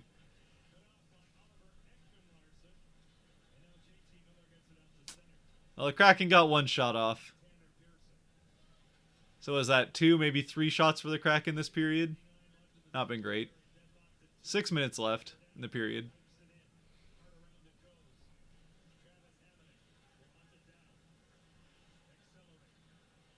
Shots on goal. Oh, wow.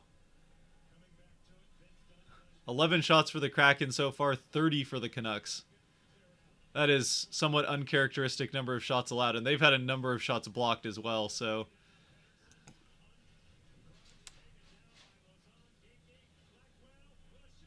Oh, Blackwell gets a shot. That was a good look for Blackwell. I think he just took a little too long getting that off his stick. If he shoots a little quicker there, he might get Demko before he can see where the puck's coming from. Who's playing better this period? The Canucks, for sure. Although the Kraken are starting to press a little bit.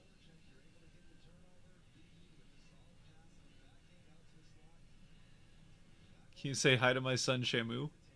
Hello. I don't know if you're talking to me or if you're talking to chat, but... How's it going? Welcome, welcome. Hello, Shamu.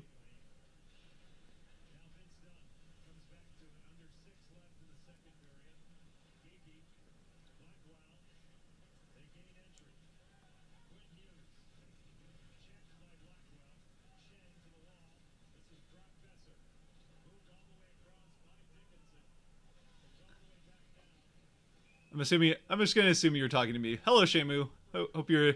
Sounds like you're enjoying the videos, so appreciate it.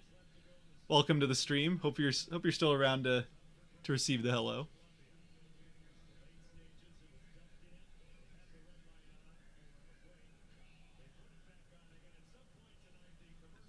Do you think Hack should have challenged the second Vancouver goal? I mean, I'd have to watch it again. It really didn't look like that was one that was going to get overturned if he did challenge it, so... I don't know. The thing with... There's actually, like, a penalty for losing a challenge, unlike in the NFL. I mean, sure, you lose a timeout in the NFL, but... If you lose a challenge in hockey, it's an automatic power play for the opposing team, so... Yeah, it's... I don't know. It didn't really look like there was clear interference, so I don't see that getting overturned. So I think Haxel probably makes the right call not challenging it. You don't want to give up a free power play unless you're really sure that you're going to win the challenge.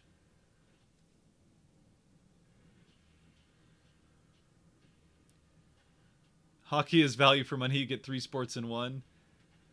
You get ice hockey, ice skating, and boxing. Such value.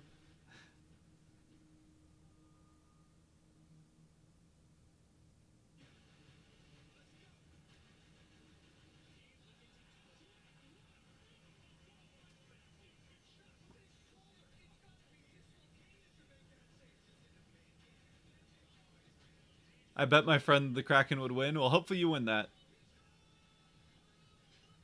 Show me the match. I can't put the game on the screen, unfortunately. There's all sorts of copyright rules and laws and good stuff, so yeah, can't put the game on the screen, but I can tell you it's on the NHL Network or other places that don't care about copyright rules, but I don't have the resources to not get taken offline if I didn't follow the rules, so...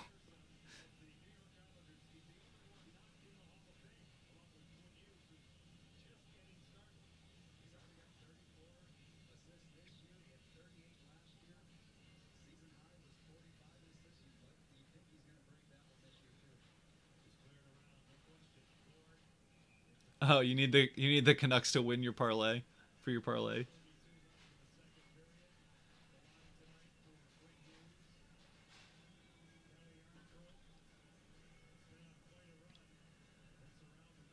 Anything outside of soccer is not really popular here, but American sports are getting bigger and bigger in urban cities.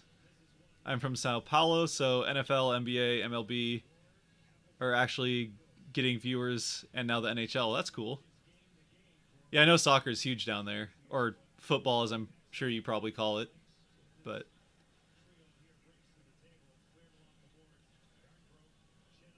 yeah, I can't imagine there's too much ice down there, so I could understand why hockey might have a little bit harder time catching on. But it's good to hear that it's starting to get views.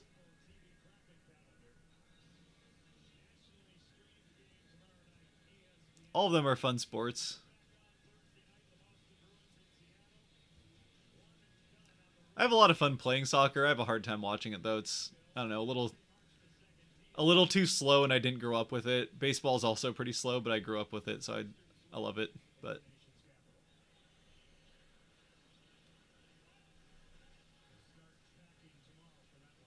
I'm sure I would be a big time soccer fan if I was from Brazil, and I'd probably call it football, but I don't.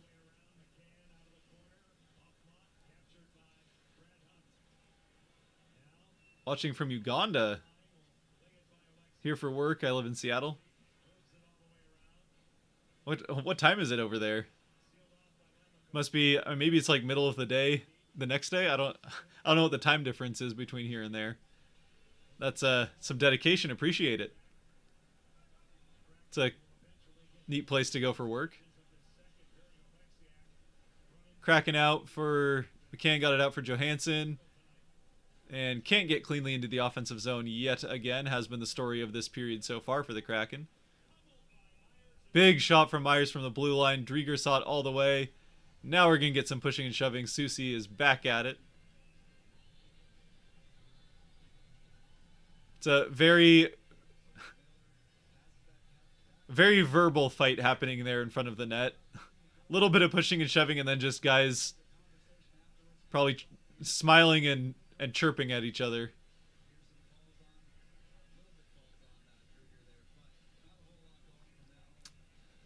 I can't read Japanese, but I appreciate the comment.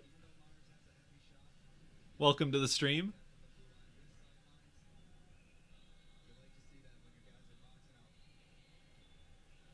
Eberle needs a goal.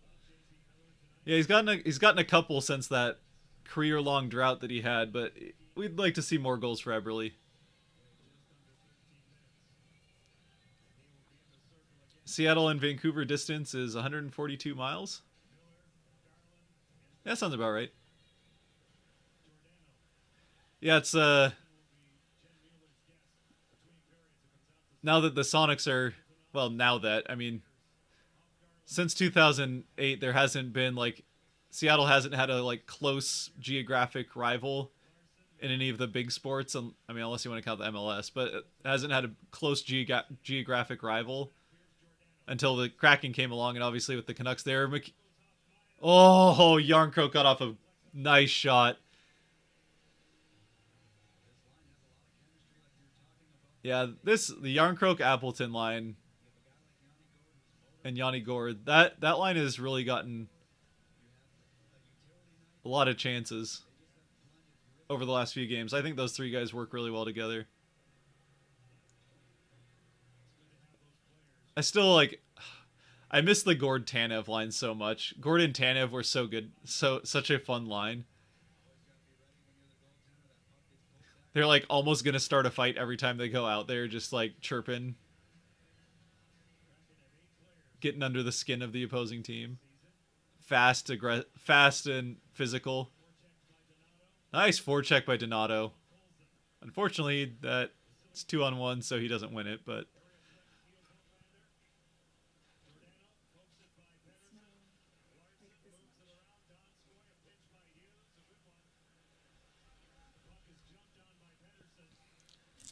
I've been informed that it's snowing outside, which, oh, of course, as soon as I look away, they score.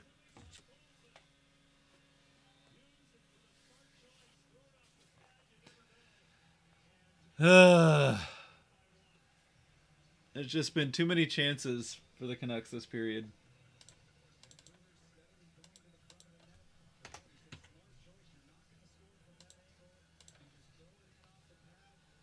Yeah, Drieger just didn't cover enough of the net there.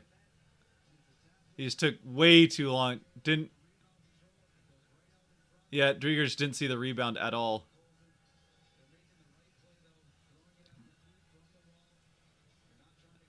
It must have like rebounded off the post next to Drieger's foot and out, because it was a weird rebound, but Drieger had no idea where that went, and it was in the back of the net before he knew where it was.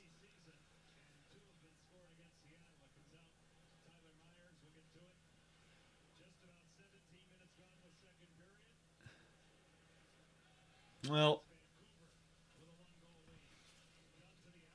still a lot of game, and it's just one goal. So Kraken gotta get the next one. They can't go down 4-2.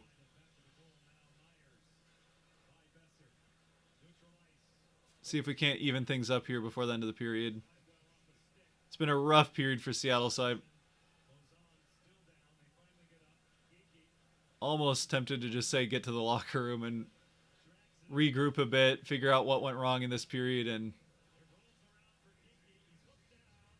there's a penalty. Seattle's getting a power play. That's good. Yeah, Geeky just got thrown to the ice. You can lift a player's stick, but you can't lift the player. Oh, nice.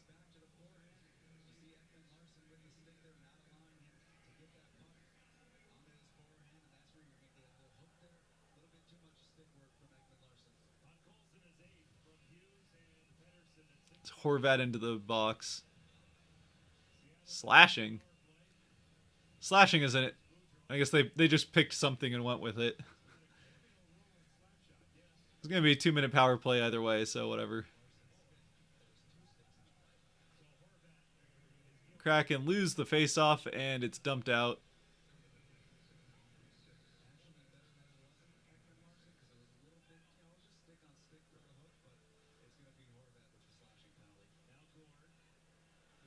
Here's Gord through center.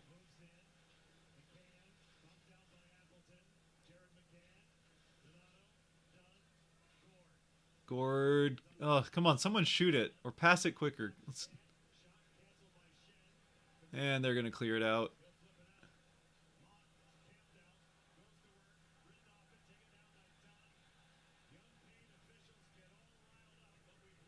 The unpaid officials. I love when he says that. They're angry. Who cares?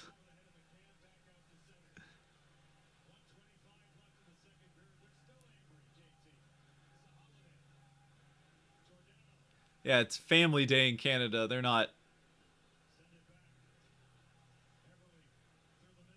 treating anybody like family right now. Oh, here we go. Good entry for the Kraken. Come on, guys. Come on, guys. Oh, don't lose it. That was not a quick enough shot. Come on, Everly, get to it. Yarncroak. Oh!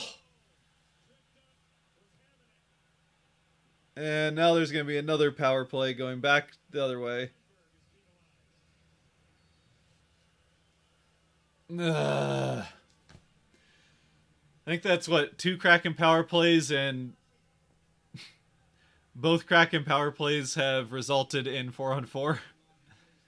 Resulted in like not much of anything and then 4-on-4.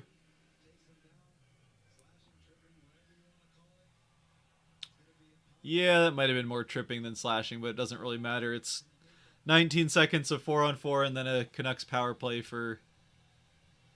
Fortunately, the Canucks power play will get broken up not just by the 4-on-4, but also by the end of the period. So hopefully Kraken penalty kill, which has been pretty good this game, can keep that up with a lot of help from circumstance here. 4-on-4 here for another couple seconds. 10 seconds left on 4-on-4. But the Canucks are acting like this is a power play. They just have all the control right now. Nice defensive stick. Pedersen is dangling.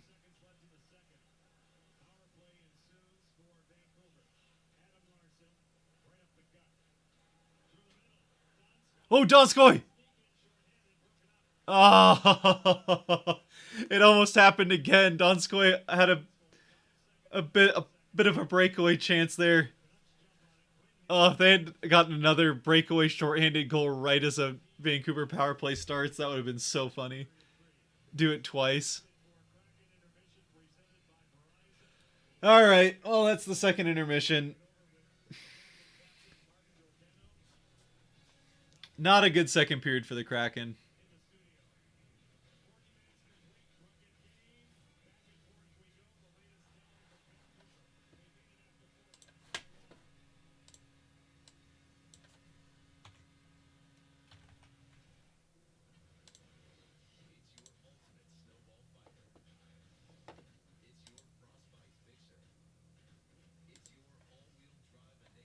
Let's get this changed over the third period here.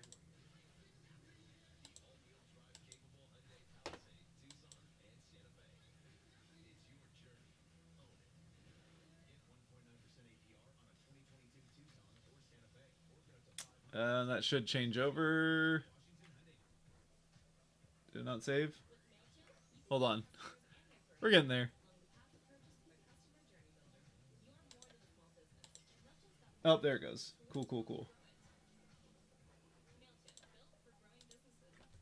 There we go. Good second period. Are you a Canucks fan? Get out of here. No, I'm just kidding. Stick around.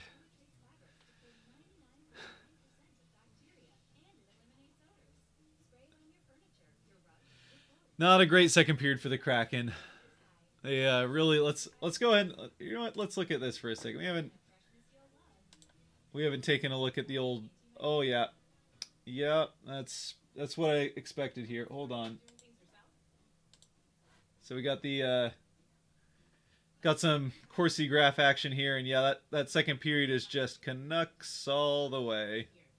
Let's go to all two. Oh look, it's even more Canucks all the way. Yeah. You can see the shooting. Canucks getting to the net very well. The Kraken, well, not so much. And yeah, not quite as much. So that's not necessarily what you want to see, strictly speaking. Shots on goal definitely favoring the Canucks. Let me see what the latest shots on goal total is.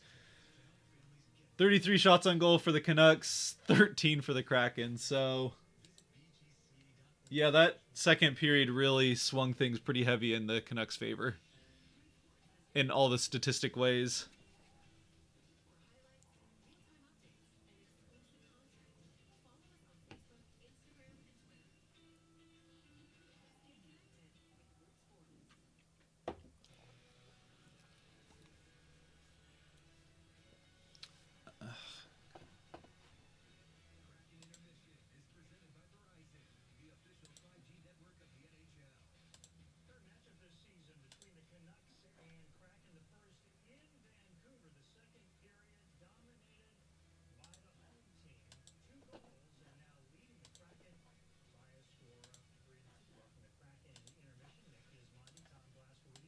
Gotta report some comments and get them removed there.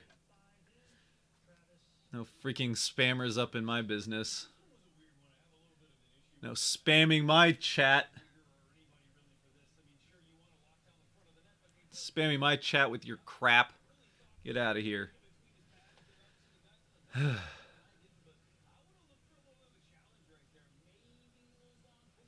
Uh-oh. Stream's having issues. Not now, stream. Not now, stream.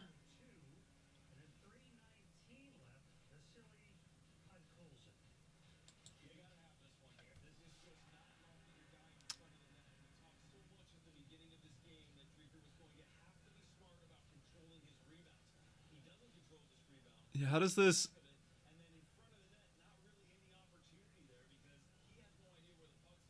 Yeah, I think that the second goal must have just bounced off the post and out front, because I don't know how that got past Drieger. Or, like, he just didn't see it at all. Like, he was expecting it to go off his toe, and it ends up going off the post and out in front.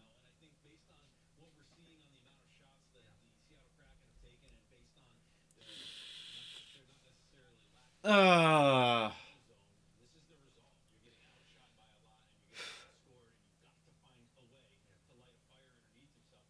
All right, let's go for a better third period. I mean, they're just down one, so no reason to get down yet. Feels a little bit bad to go give up 2 goals and get none in the second there, but Kraken are just down one. Plenty of time to come back. Plenty of time to come back. You reported them too? Yeah, that's right. Everybody reported them. I mean, they're gone now, so you can't, but report them when you get the chance. You see those spam messages, get those reports out.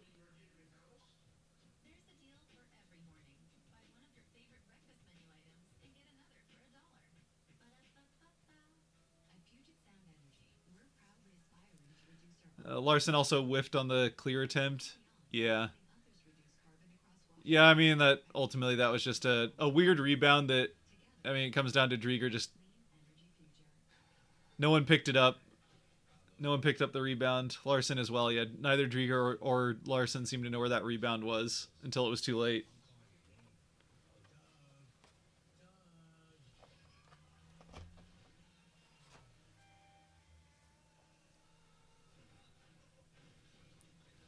Cheers, everyone. Hope you all have a good night. Later, Nate. Appreciate it. Thanks for stopping by. Hopefully Kraken can get the win here in the third.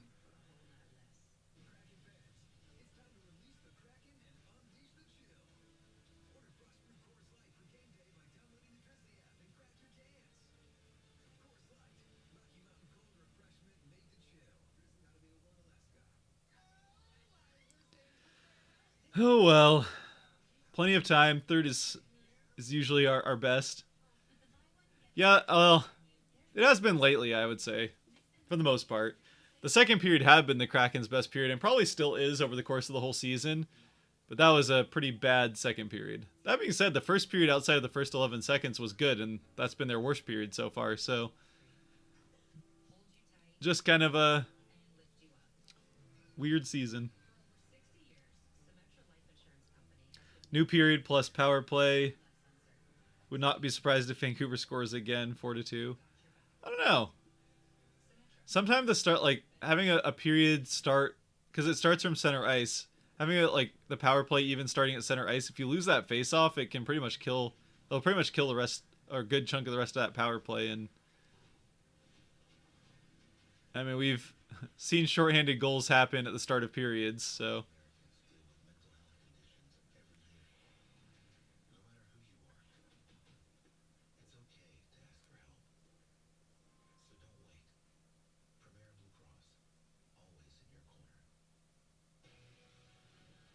They can't play much worse than they did in the second, so here's hoping. Yeah. I don't know how much they got outshot in that second period, but it was not pretty. I think they got maybe like 4 shots in the second and gave up probably close to 20, so that was a bad second period. Win, Kraken. Absolutely. Win is right. Let's get a win. How about that, huh?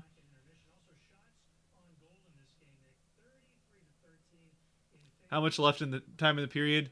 I don't have it. Yeah, the clock I can't get up there, but it's the third period hasn't started. We're in the second intermission right now, so it's third hasn't started yet. Third probably puck drops probably another still a couple minutes away. So we're 20 minutes I guess left in the third if you want it that way.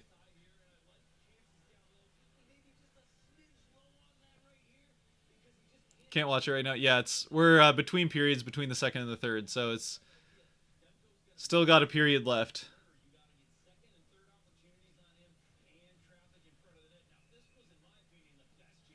Second of the Vancouver goals have been early in the period.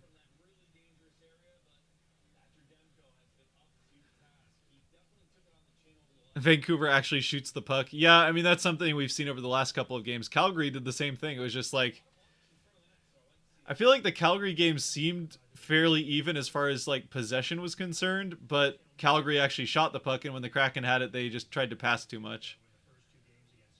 The one game where the Kraken were actually shooting pretty, like they had the puck, they would shoot it, was the Winnipeg game. They didn't have a ton of shots in the game, but whenever they had a chance, they shot it instead of going for too many of those extra fancy passes or whatever. Which, look, if the pass works out and you score a goal off of it, great, but it seems like way more often that extra pass ends up killing a push that the Kraken have before they even get a shot off than it creates a goal. So I'd like to see them shoot a lot more as well.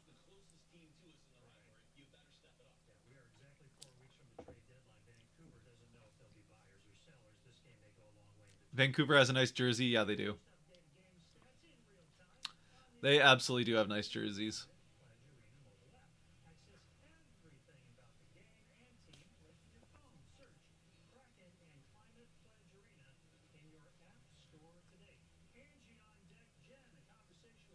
I picked +1.5 goal. All I want is Kraken to cover like a blanket. Well, I guess the Kraken are covering right now, right? So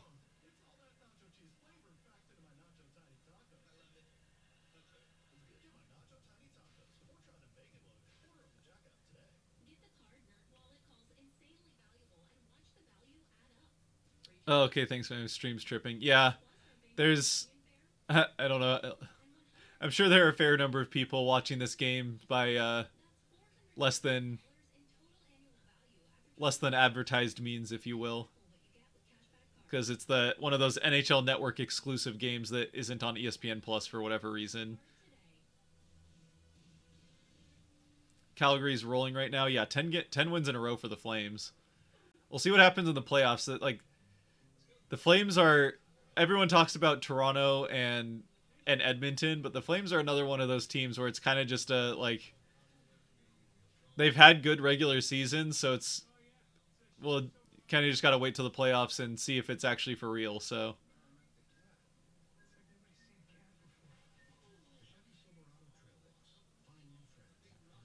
but it's looking good for Calgary right now. Like going well for sure.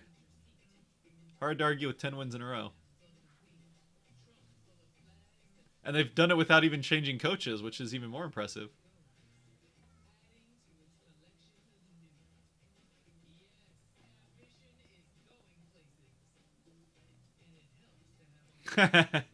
There's the pirate flags. Yeah.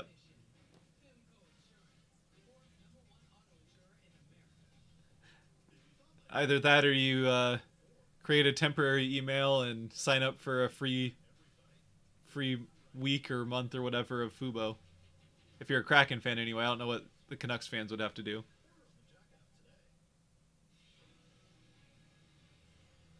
7 Pacific Division teams have over 40 points. Yeah. There's one that doesn't. Hard to say which one that is.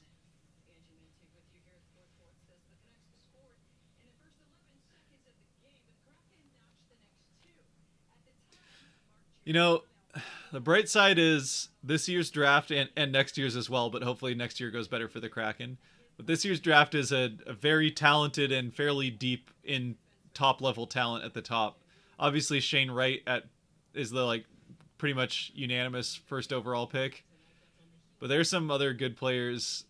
At least as far as I have heard, I'll be honest, I haven't done too much research on them myself, but everything I've heard is that the top end of this draft is pretty deep. So if you have a top 5 pick like the Kraken are right in line to have in this draft, that it could be a very, very talented player coming their way. So, and obviously Matty Beniers is still yet to play for the Kraken, the second overall pick in the last draft.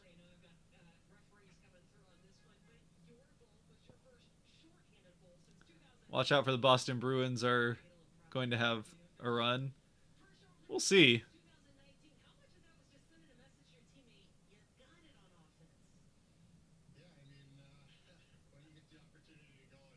First season, it's fine. Yeah, not everyone's going to be Vegas. In fact, nobody has been Vegas other than them as far as first season success is concerned. After all, only 2 teams have made it to the Stanley Cup final in their first year after expansion. It's Vegas and St. Louis. And neither one of them won it. So you know what? You can make it to the finals, but you don't get your name on the cup for making it there. Not anymore, anyway.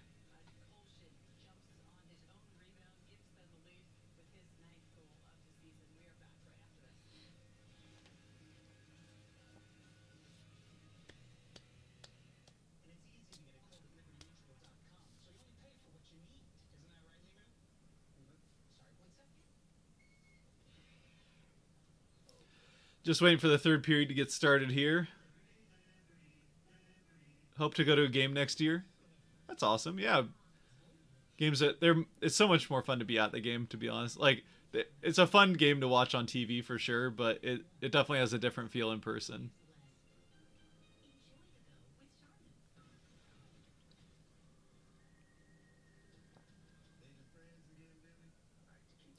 The only like bad game you can really go to is a shutout, is a home team getting shut out, because like the sound of a crowd erupting and the horn going off, oh, it's so cool. It's like even if they lose, as long as they score once and you get to have that like eruption of the crowd and horn go off, that's the moment you're there for.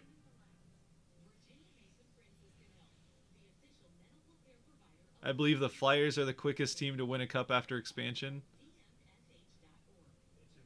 Yeah, I can't think of another team that would have done it quicker.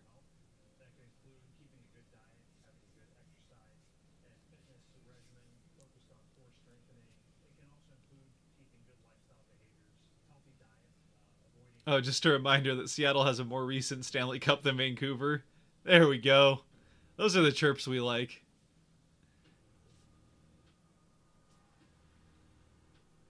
Absolutely true, too. Vancouver got theirs in 1915, if I remember right. And Seattle was 1917, so absolutely correct. And Seattle even has a banner for it, so, no banner, no proof. So does Vancouver actually even have a Stanley Cup? I guess we'll never know. Just don't look at the cup.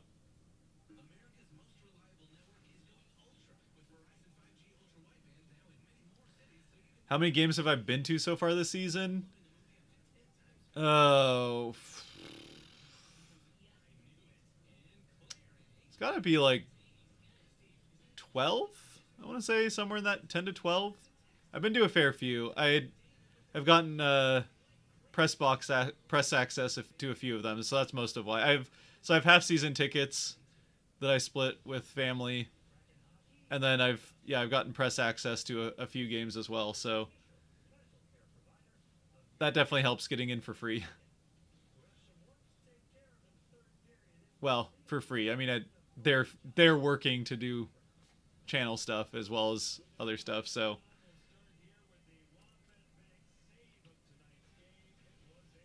I don't pay for a ticket. I'll put it that way.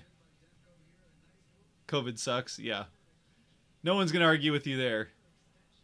I guess, except for maybe people that think COVID's a hoax, but that's a whole separate thing we won't get into.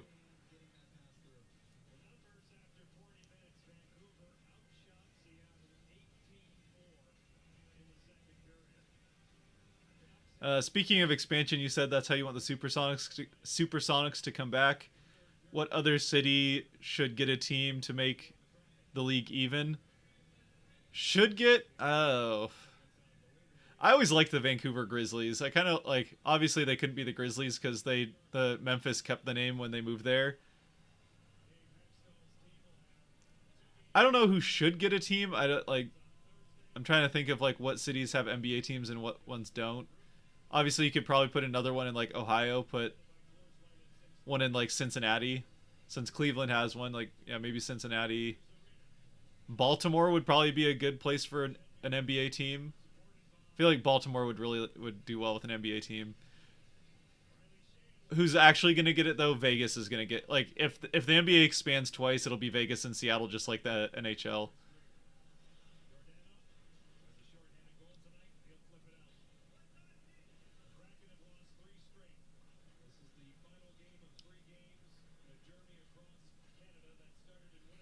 If I could pick, I would say Vancouver and Seattle.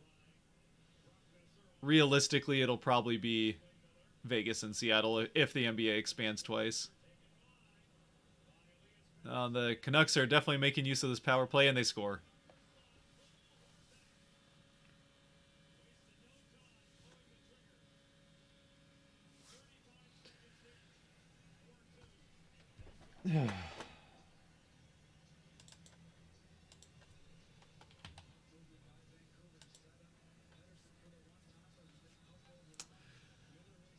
The Kill had been doing really well.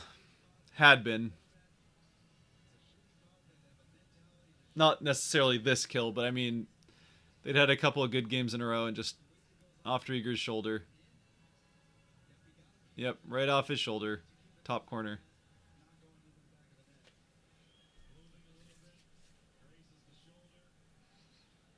Of all the power plays to score onto, it's the one that's broken up by the period.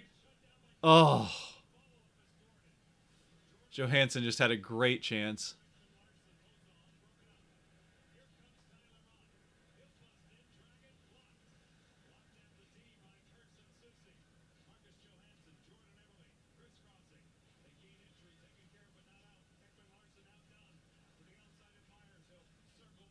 Someone shoot the puck.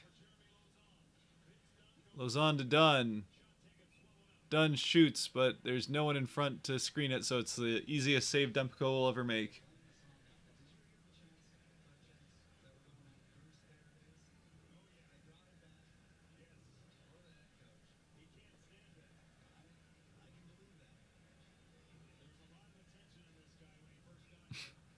The Bruce There It Is chants in Vancouver. Leave it to Canucks fans to come up with a chant that the man it's about hates and then keep it going anyway.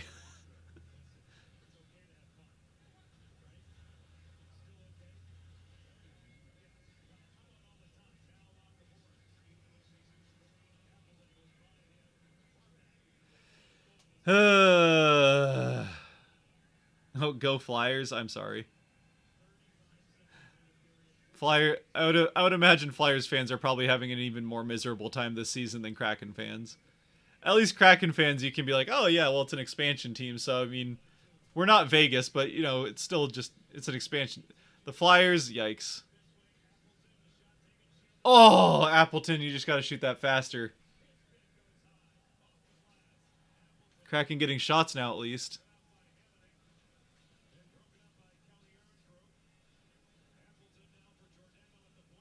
Come on, Gio. Come on, Gio. Over to Larson, and it's out. Well, that was clumsy. Get a reset. Line change.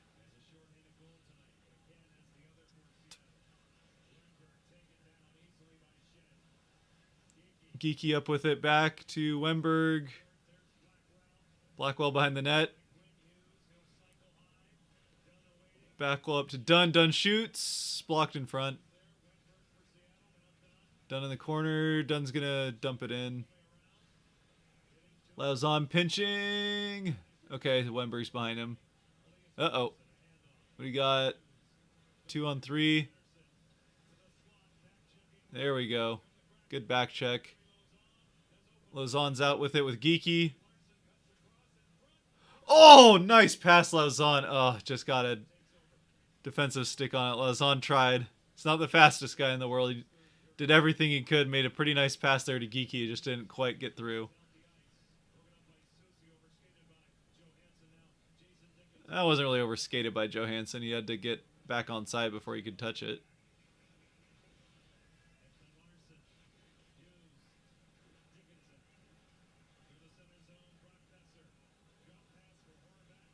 Nope, Horvat lost it.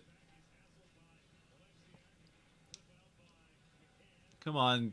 Come on, Kraken, make it a game. Get one back, and then get another one.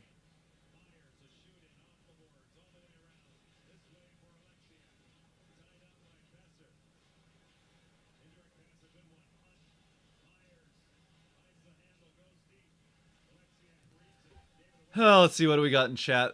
This game is... Well, I looked away for a second and almost went in again. Drieger's still making saves. They're gonna end up with like well over 40 shots. The Kraken, like the one thing, especially for people that, you know, all they have the time to do is look at the stats. The Kraken have not allowed very many shots on goal this season. But this game is definitely an exception to that. They are letting up a lot of shots. They actually let up a lot of shots against the Flames as well. Okay, frozen. Called it? Yeah, you did call it. They did. You did call the early goal to go 4-2. It's definitely true. You got it.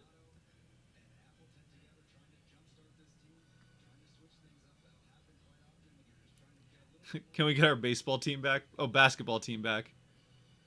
It's like the baseball team. They're in. Well, the how the MLB is run, and the might get a basketball team back before the MLB comes back. The way that they run their league. Not actually. I'm kidding, but that lockout is could be pretty ugly. I mean, obviously it's already bad because it's in a lockout, but that it could be this could be pretty ugly.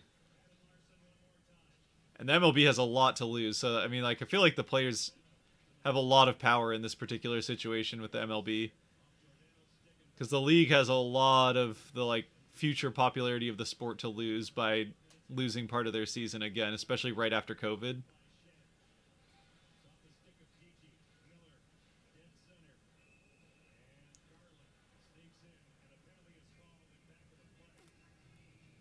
Got a penalty on the Canucks?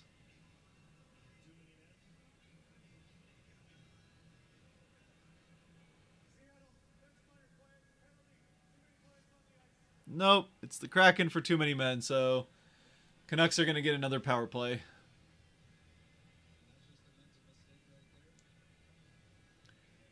Why aren't you a Canucks fan?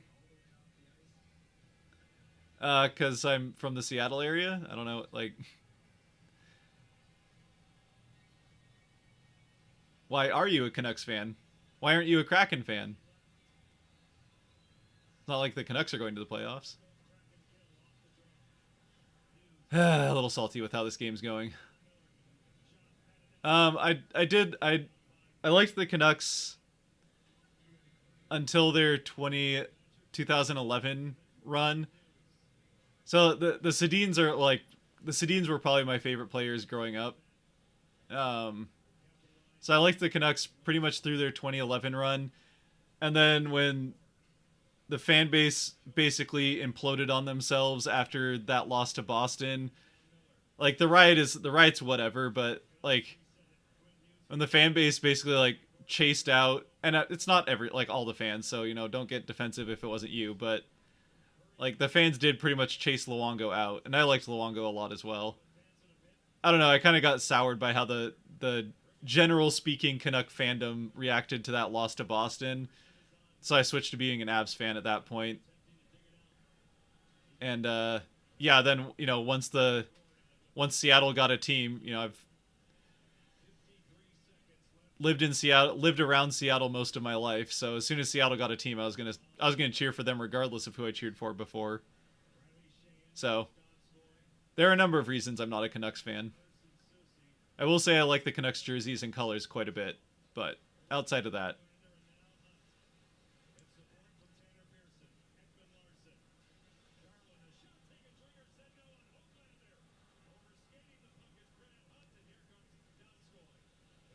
here we go, Donskoy. Way to just dump it in, get rid of it. There's a dangerous chance there. That almost ended up 5-2.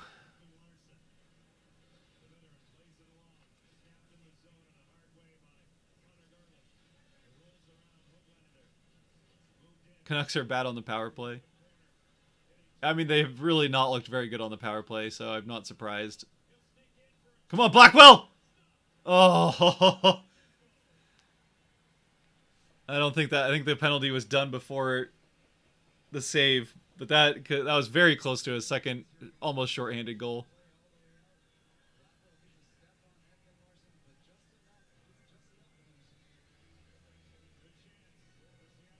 That was very close to maybe being a second shorthanded goal.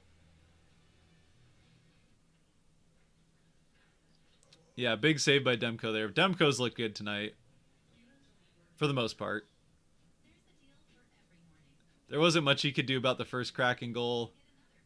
And the second one, he did get straight up beat by Geo, but it's a it's a breakaway. Those things happen on breakaways.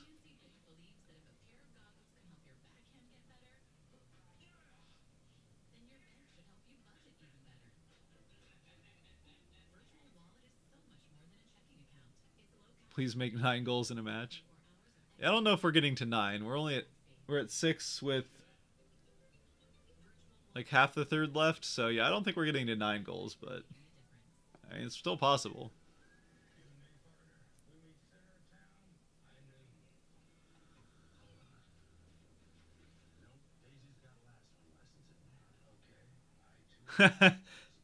Appreciate you calling the game. I gambled on the Canucks when they trailed 2-1 following your stream to win some money. Give me a cut. Give me a cut. Give me that super chat. I'm just kidding. Well, I'm glad someone's enjoying it. I know there's some Canucks fans in here enjoying it as well, but not going the way those of us Kraken fans would like it to go. Stop being mean to the Vancouver Canucks. He's always good. Kraken are going to... The Kraken going to lose. I mean, yeah, it's not looking good for the Kraken right now. Down 2 at this point in the third is... They've come back from it before, so it's definitely possible, but yeah, it's not looking good.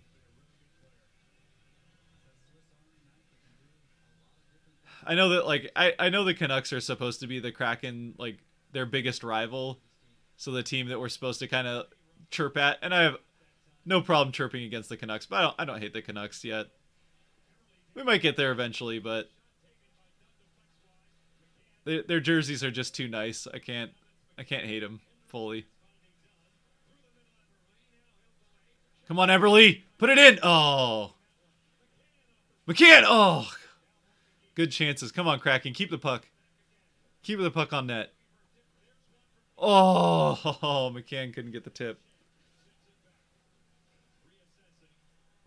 And it's not being mean to the Canucks just because I'm not cheering for them to win. Cheer for the Kraken.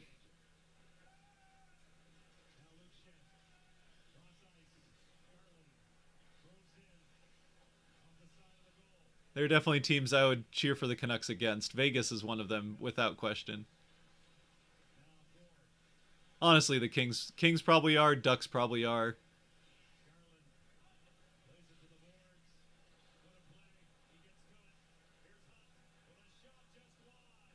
Ooh.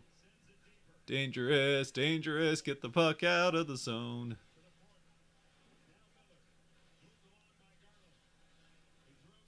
Someone go challenge him. It's 5-on-5. They're not on the power play.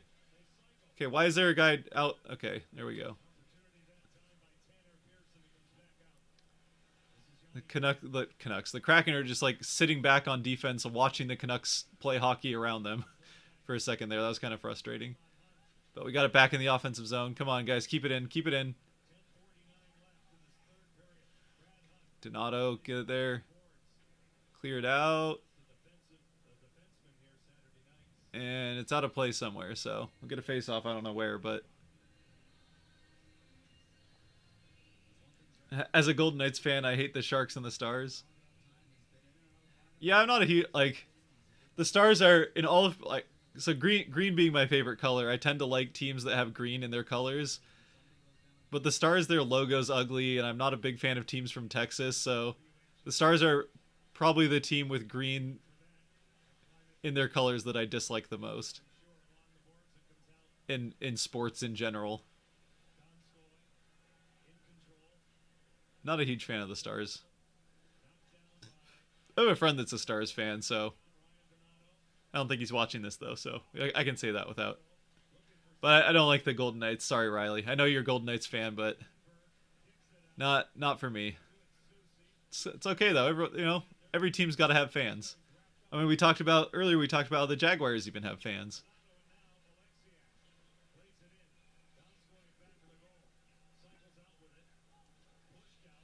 Stars winning it all. Wow. Oh, go Stars. Sorry, Jose. There you go. We got a Stars fan in here. I think if the Stars had a better logo, I'd probably like the Stars. I know that's like a weird thing to... Because I like the colors the Stars have a lot, but their logo is just like... I don't know. Their logo looks like an energy drink logo. It doesn't look like a hockey logo for some reason to me.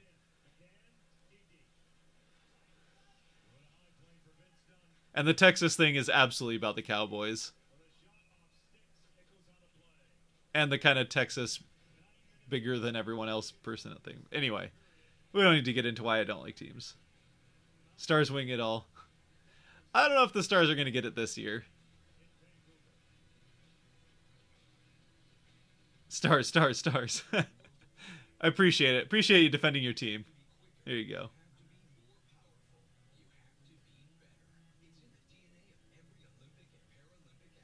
That was true. Can you give me a holler?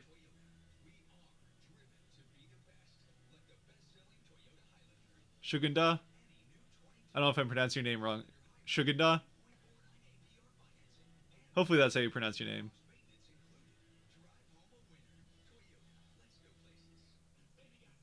Hey man, I'm gonna take all of your comments. I want to take all of your... Okay, let's calm down. Let's not spam the chat now, huh? Don't make me put on that comment timer. I don't want to do that. I'll do it, but I don't want to. Cowboys going to the Super Bowl. Okay, Jose, I appreciate you must be from Dallas, so, you know, cheer for the local team. I get it, but yeah, Cowboys... The Cowboys aren't going to do anything until Jerry Jones is gone. I'm sorry. Jerry Jones is just way... He's got his fingers too much in everything for the Cowboys to go anywhere while he's there.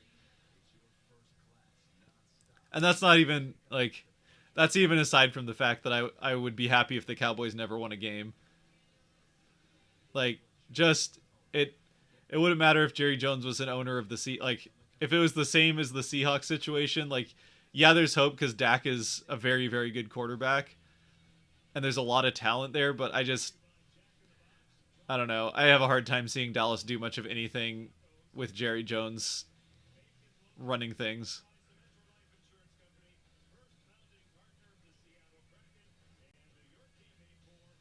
Why not? I just, you know, everyone's gotta have a chance to comment. Spamming's not... We don't want spamming in the comments. I like... You know, as long as you want to, if you're adding to the conversation, I'm all about, like, commenting frequently, but just don't keep saying the same thing. That's all I'm asking.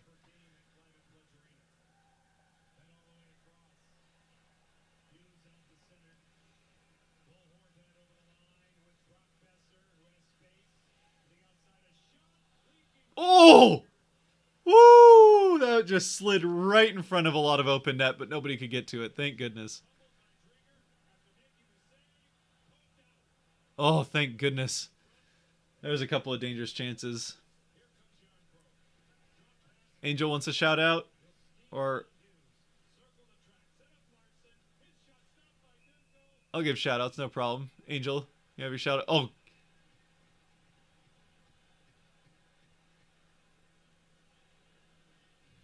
Gord's trying to start something. I think Gord wanted to fight. Yeah, I think Gord wanted to fight there. Hey, no worry, don't worry about it, Shotgun Knight. Like, you're good. I'm not angry about it. I just want, you know, I see you stop and you stop. It's all good. I appreciate the enthusiasm, so don't worry about it. Like, no hard feelings. Just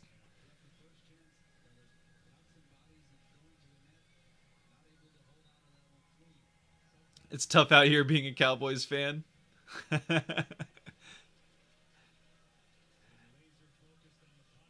Yeah, like if it was any other team, I would maybe feel bad, but like it's just kind of funny when it's the Cowboys. I'm sorry.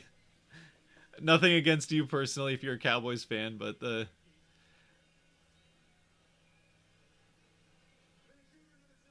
I mean, I feel like every Cowboys fan kind of knows that like everyone is either a Cowboys fan or hates the Cowboys. It's kind of like the Patriots but with less success. I mean, you're kind of asking for it when you call yourselves America's team. Like, you're kind of asking to be hated by anybody that isn't a fan of the team. Kraken power play time. Yeah, they got to get a goal here. 8:15 left. This is a Kraken power play they need to take advantage of. Up to the point, out to Wemberg. Wemberg loses the puck, and it's hit by high stick. So that'll bring the faceoff out of the offensive zone. The Kraken need to win this faceoff then. You can't lose a faceoff out there because then Vancouver can just take it into their end behind the net, waste a bunch of time, and dump it in, wasting more time. Or dump it down the ice, wasting more time. Kraken stink. I mean, it's hard to... Their record is not very good, so I can't argue with that. Sorry, Jose.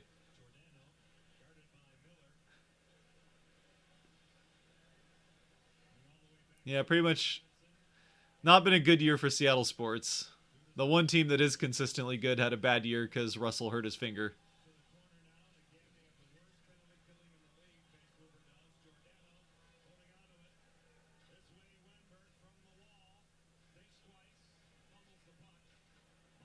Oh, Wemberg, another fumble.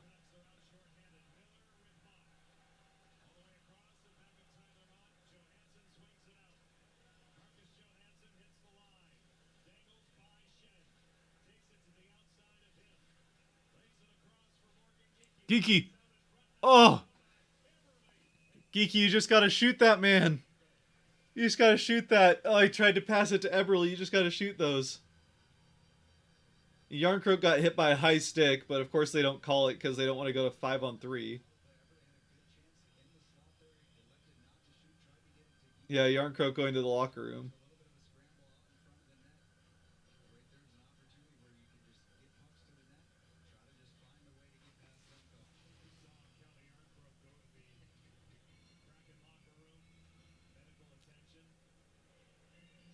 It's a. I do have a Canucks jersey, but I'm not putting it on. Not tonight. I have plans for the future for different videos, and there'll be one with a Canucks jersey in it, but it's not going to be. Oh, Forsland was ready for that Gord one timer.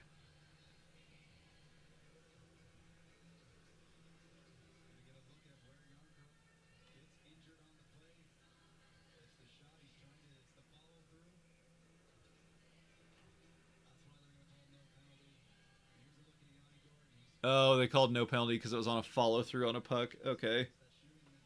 All right, that makes sense. That makes sense.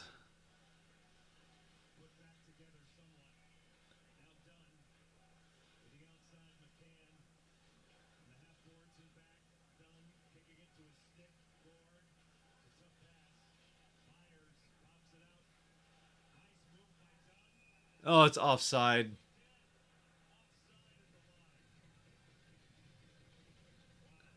Dude, Gord's gonna fight somebody tonight. I'm telling you.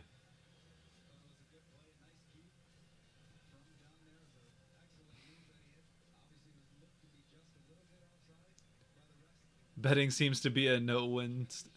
Yeah, betting on hockey is tough because it's. Oh no, that was not offside. Wow. That, yeah. I mean, I will say it did look offside.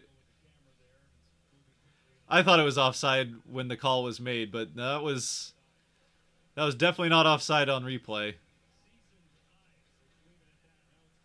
Dumped in, cleared in. That'll be the end of the Kraken power play. Not successful. So they've got 5 seconds to get back into the offensive zone with possession at very least. Nope, even strength.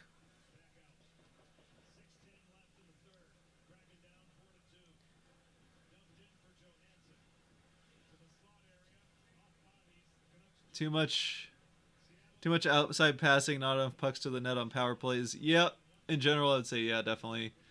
That power play, I think Vancouver defended well.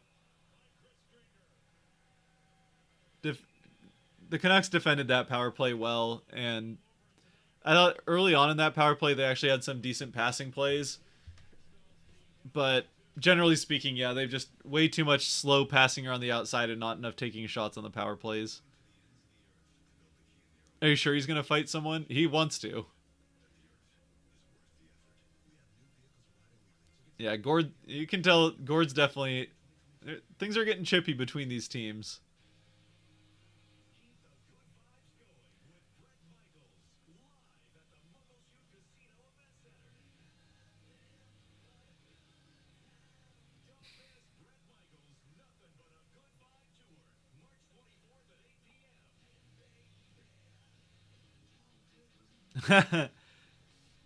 A huge part of the Cowboys fan base isn't from Dallas, so if you're born and raised in Dallas, you're tired of a lot of the rest of the fan base. Yeah, I can imagine.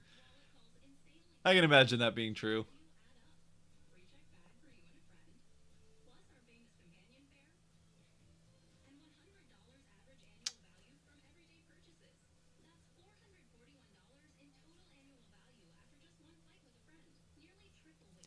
Yeah, I mean, like I like if you're from Dallas, I get it. Like no hard feeling. Like same with Patriots fans from Boston. It's like if you're from the area or you have like ties or like you grew up there or whatever. Like I don't know. If there's a reason to be a fan of the team other than you just hopped on a bandwagon of a popular team, then I get it. But some teams that's not quite the case.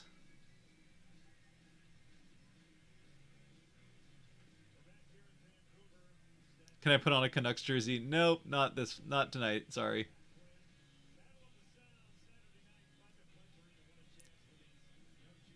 And I'll tell you this if you want to see me in a Canucks jersey, there will be a video in the off season where I'll put on a Canucks jersey. So you'll see it eventually, but not tonight.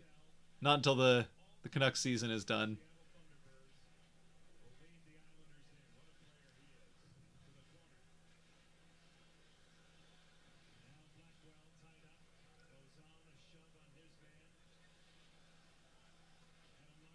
Do I live in Seattle? Yeah, the Seattle area. So yeah. The Canucks are the local team for me, I'll put it that way. So I'm not just a Kraken fan because they're the new team. It's,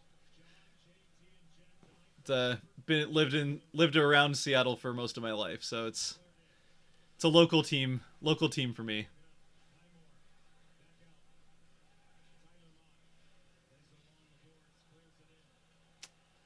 5 minutes left. Kraken still need to make up two.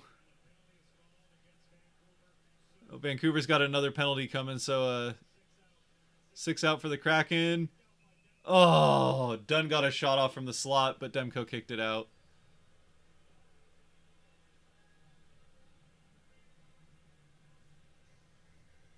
What are they getting the Canucks for? Too many men?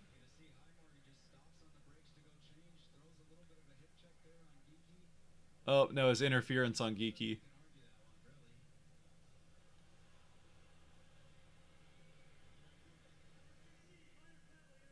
Yeah, that's pretty textbook interference, I would say. It may have been accidental, but that's pretty textbook interference.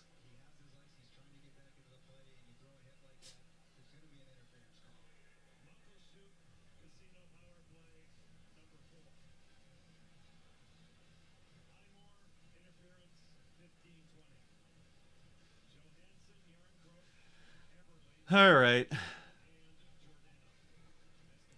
Calgary Flames are hot. Yes. And not just in a punny way. I guess in a punny way. 10 wins in a row is pretty good amount of wins in a row. Kind of crazy how many teams have done that this season. The Avs have done it. I think the Panthers did it once. Oh, oh, almost. Man, Demko is just on it tonight, as he has been for a lot of this season. And the Canucks would be in a very bad way this year if it wasn't for Demko. The Vancouver Canucks are going to win the Stanley Cup one day. You know, as long as the earth doesn't burn up and people are still playing hockey, eventually it'll happen, right?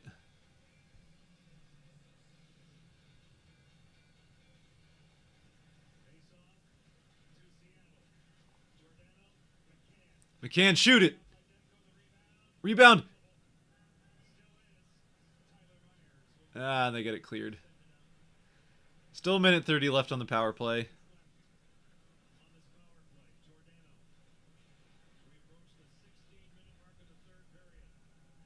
Kraken can be exasperating, haven't gelled on most nights. Yep, that's pretty true. Pretty good way of putting it. We got a breakaway, shorthanded. Nice stop, Drieger. Shorthanded breakaway. That could have easily been a 2-on-0, but they decided to just go for the free break. Minute left on the power play now after Drieger made the biggest stop of the Kraken power play.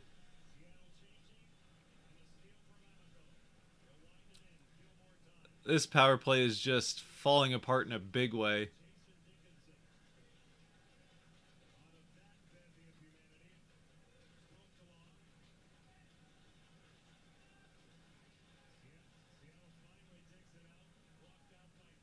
They killed 30 seconds just in the corner along the boards. Seattle can't get into the offensive zone. What are they doing?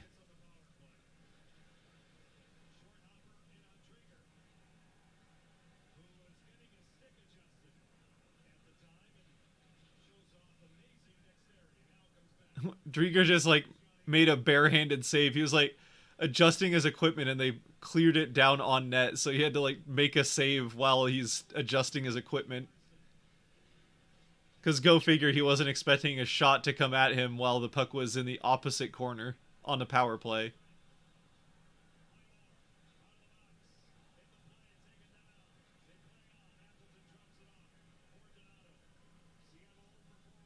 Just shoot the puck, Gord. Oh, Yarncroak. 2 minutes left. Drieger's out. Oh, big shot. Demko made the save. Oh, heck of a shot from Eberle. Who made that pass? Was that Donato again? Or was that Gord? That's Gord. Nice pass. Eberle just took a second calming the puck down. Yeah. Okay, Demko got over in time. So Eberle had to pick his spot. Well, 2 minutes left. This is going to be... Probably is going to end either 5-2 or 4-2, depending on if there's an empty net goal. But maybe the Kraken can score. You know what? There's still a chance.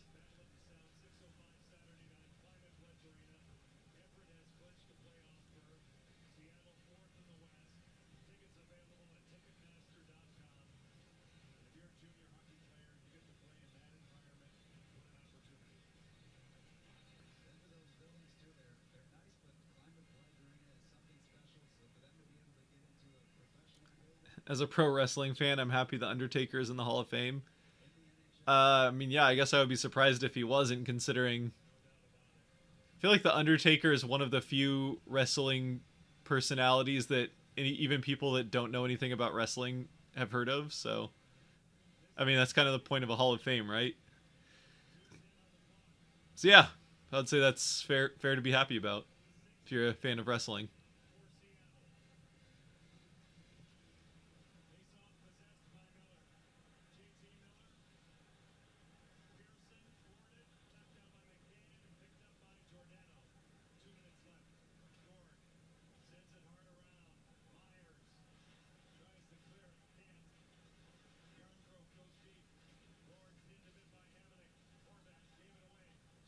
.148. Eberle, find McCann, find McCann. Oh, McCann put it off a post. And that'll be an empty netter.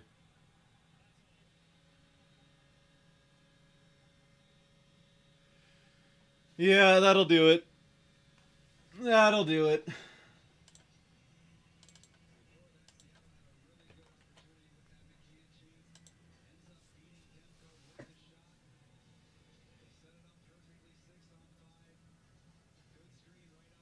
Oh, McCann had it. It just...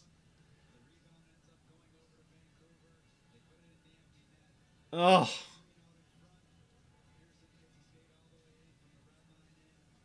Off the post.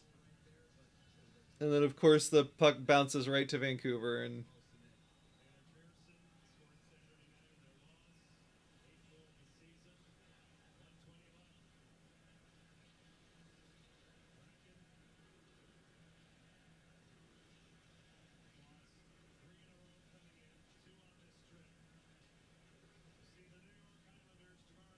Well, the Kraken aren't going to get their first win in Canada tonight.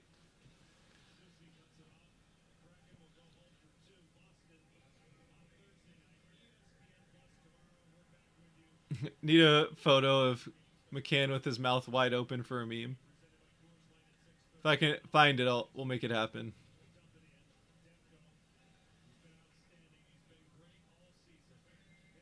If you find a photo of it, also feel free to tweet it at me, and I can make it happen.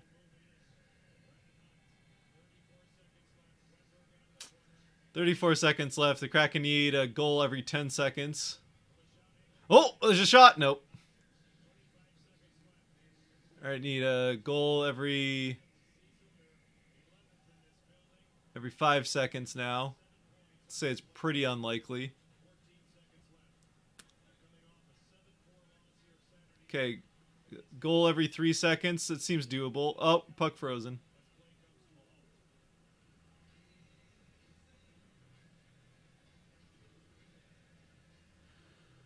Thanks for stopping in, everybody that came in. You got it, Ryan. Glad I could help out. I assume you're one of the people here that won some money on some bets, so good for you. Unfortunately, it came at the expense of my Kraken, but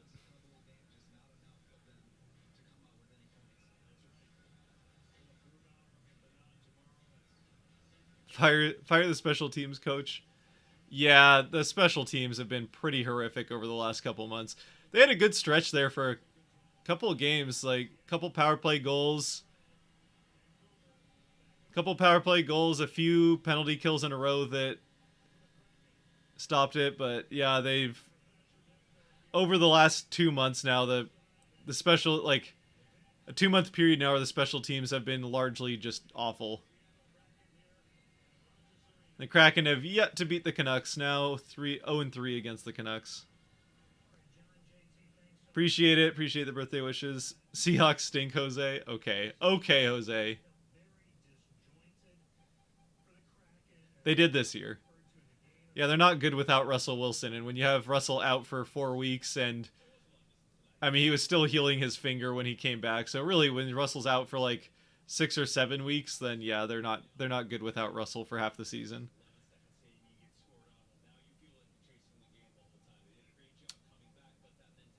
Try to have a good rest of the birthday, regardless of the game. You know, it's been a good day, good week. So hasn't been great for the Kraken lately. I mean, bright side, that first round pick is looking better and better every game. So, you know, if the Kraken were going to miss the playoffs anyway, it's better that they're closer to the top of the draft than the middle of it with no playoffs. You know, teams like the Canucks, the Kings, the Ducks could all miss the playoffs and be somewhere in the middle of the draft, while the Kraken may not have gotten as many wins during the season, but we'll at least get a better player in the draft. So got that going for him, I guess.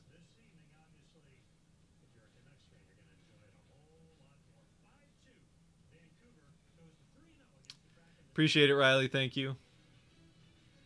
Thanks for hosting. Yep, no problem. When Tanev is healthy, they get a good power play. So next season they'll get a good power play. Unfortunately, we all missed Tanev. Light a fire under Hackstall's seat. Yeah, I don't know. I mean, I'm not gonna try to say that Hackstall needs to stick her. Like I would not be upset if they did make a head coach move, but I would be very surprised. I'll put it that way. I'm not saying it would be the wrong decision, but it would be a surprising one in the first season to fire the head coach. I think pretty much like anything that goes wrong in the first season, you can kind of just chalk up to it being an expansion team and things happen. Or I mean, I should say you can't chalk it up to that, but you can make that excuse. But if this continues into next year, then Hackstall probably goes. So yeah. Again, that's not saying that I'm defending saying Hackstall should be the head coach forever, but you know, it's also an expansion team, so overreacting to an expansion team doing badly in the first year is probably not the best move for the future of the team either. So it's also penalty kill with Tanev. Yeah, Tanev's a very, very good penalty killer. The penalty kill definitely misses Tanev. I don't know how, like, his game is so north and south that I don't know that he would help a ton on the power play. because ideally you're just kind of spending time in the offensive end, and that speed part of Tanev's game wouldn't help a ton. But he's huge on the penalty kill. He's so aggressive. I had fun. How's the little one? Little one's doing good. He's asleep. Hopefully, anyway. Supposed to be. Oh, there's a spam comment. Let's get that reported.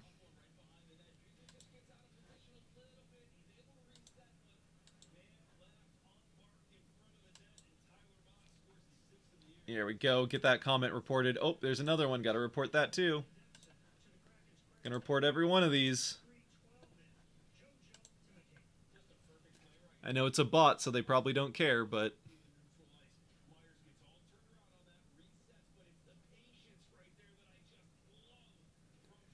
Happy birthday, beat the Islanders. Hey, they beat the Islanders the first time. The Islanders have had a rough season, so it's definitely possible. Turbo should be captain. I don't know if captain's really Turbo's role, but assistant I think he'd be a great assistant captain.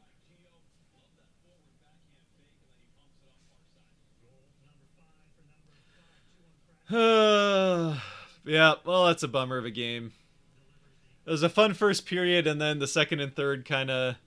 The Canucks dominate. Let's just be honest. The Canucks dominated the second, especially, and then kind of kept it going in the third as well.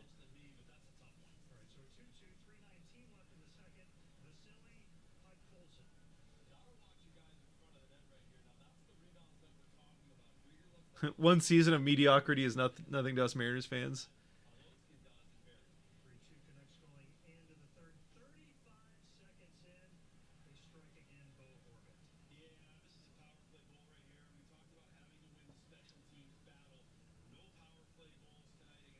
Yeah. I mean, it's not really mediocrity because they're going to get a high first round pick. Mediocrity is the worst because you're not making baseball, it's easier to be... Baseball, because basically nobody makes the playoffs in the first place. It's so easy to be a team that doesn't make the playoffs. There's a lot more teams that don't make the playoffs and then get a middle round pick. Although baseball draft doesn't matter as much. But where you really don't want to be is like the 17th team in the league, like one of those first, like the bubble playoff teams that don't make it. Because if you're a bubble playoff team and you don't make it, then first of all, you didn't get to the playoffs. So that, the whole purpose is you didn't do good enough to make the playoffs, and then you don't get a good draft pick. So it's kind of the worst of both worlds. At least for the Kraken, if they weren't going to make the playoffs anyway this year, which, who knows, I thought they had a good chance of making the playoffs coming into the season, but it's better that they have the season go this way and get a better draft pick in the second season than have a average season and just miss the playoffs. So yeah, it's not fun now, but it could be better for the future. We're seeing the same mistakes as early on in the season. Yeah, I agree with that. It's definitely true.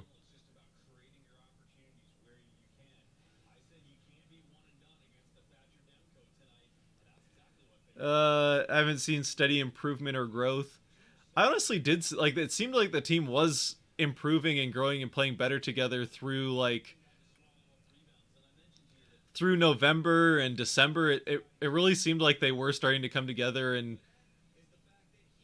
look better together, and then the COVID issues started happening, and then the Christmas break, and then the All-Star break, and it seems like they were really starting to get used to playing to each other and have that improvement throughout the season. And then as soon as there was those hiccups and like big chunks of time without games, it just completely derailed that. And yeah, now they're back to a lot of those silly mistakes we were seeing early on in the season, and letting up odd man rushes and not connecting on passes. And you can tell the confidence in the passing isn't there because they take so long handling the puck before they go for another pass. So it's not going well. Not going well at the moment as far as getting wins and losses. As far as getting a good draft pick again, going great. When do the Kraken start pulling the trigger on trades? I would say a couple more weeks. They could do it anytime. They're going to be sellers at the trade deadline, so it's not like they're waiting to figure out if they're going to be a seller or not. Um, but at least by the reputation. So obviously, Ron Francis has been a GM before, and in the past, he's had a reputation of waiting until much closer to the trade deadline to make trades, which can work out in your favor. It's kind of hard to. I mean, it's the same with any sport, really, with the trade deadline. If you wait till closer to the deadline, as long as the market is still there, then teams are going to be more could be more desperate and give you more for to get those last few players. So it can work out, or I mean, the risk you run is that there isn't interest because they teams that wanted to trade for your players have already filled those spots with other trades. So you kind of want to it it's a tricky situation to navigate, but Ron Francis tends to be a little bit more patient and wait towards closer to the trade deadline to try to be one of those players that picks up the team's desperate to get that last player at the trade before the trade deadline starts. So anyway, we'll get a couple more questions in here, and then I think we'll call it a night. Gotta get things recorded, finish eating a little bit of dinner that I didn't quite finish before things go here, but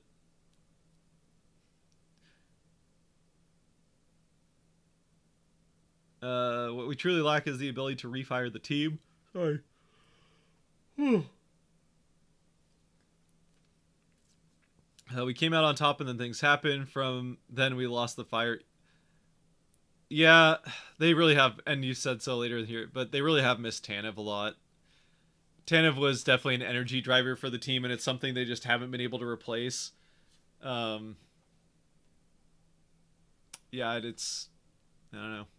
I don't know where Austin Zarnik has been. Like he played a couple of games, and I don't know if he's been a healthy scratch. I should probably look that up, but yeah, obviously they had a couple of guys that they've tried to bring in to replace Tanev, and it just hasn't worked out.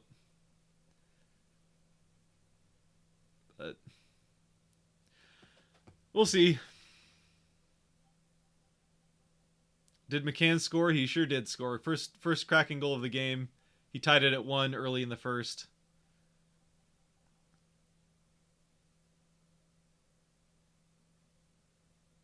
Lucas Kraken says no. Yeah, I don't know what you're saying no to, but yeah, McCann scored. He got a goal in the first.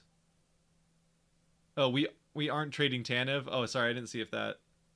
Yeah, no, they're not going to trade Tanev. There's no point in trading Tanev. He's out for the rest of the season, so like there's no reason a team would want to trade for him right now. Trade deadline trades are all about teams trying to get players to make a run towards the playoffs or make their team better going into the playoffs. So, yeah, there's Tanev wouldn't receive interest and the Kraken wouldn't trade him anyway, so yeah, Zarnik was a healthy scratch tonight. I don't know. I feel like Zarnik should like who are they putting in instead of Zarnik? Is it like Cheyenne is probably it? Like yeah, I don't know.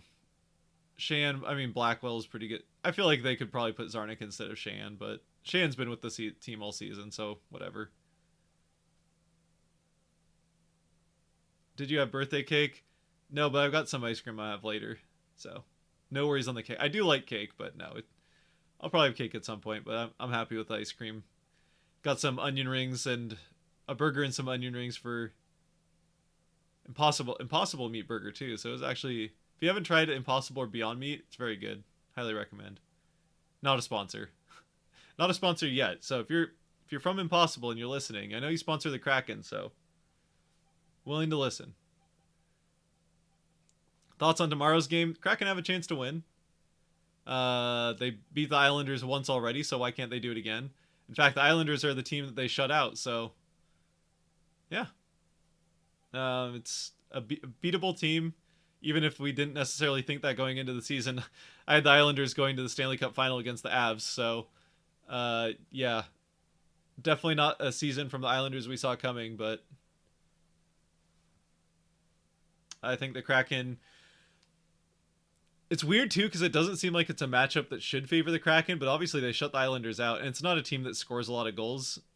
But that's not like Seattle's strength has been stopping goal scoring. So I don't. Maybe I mean it's one game, so we'll see. But good night, Angel.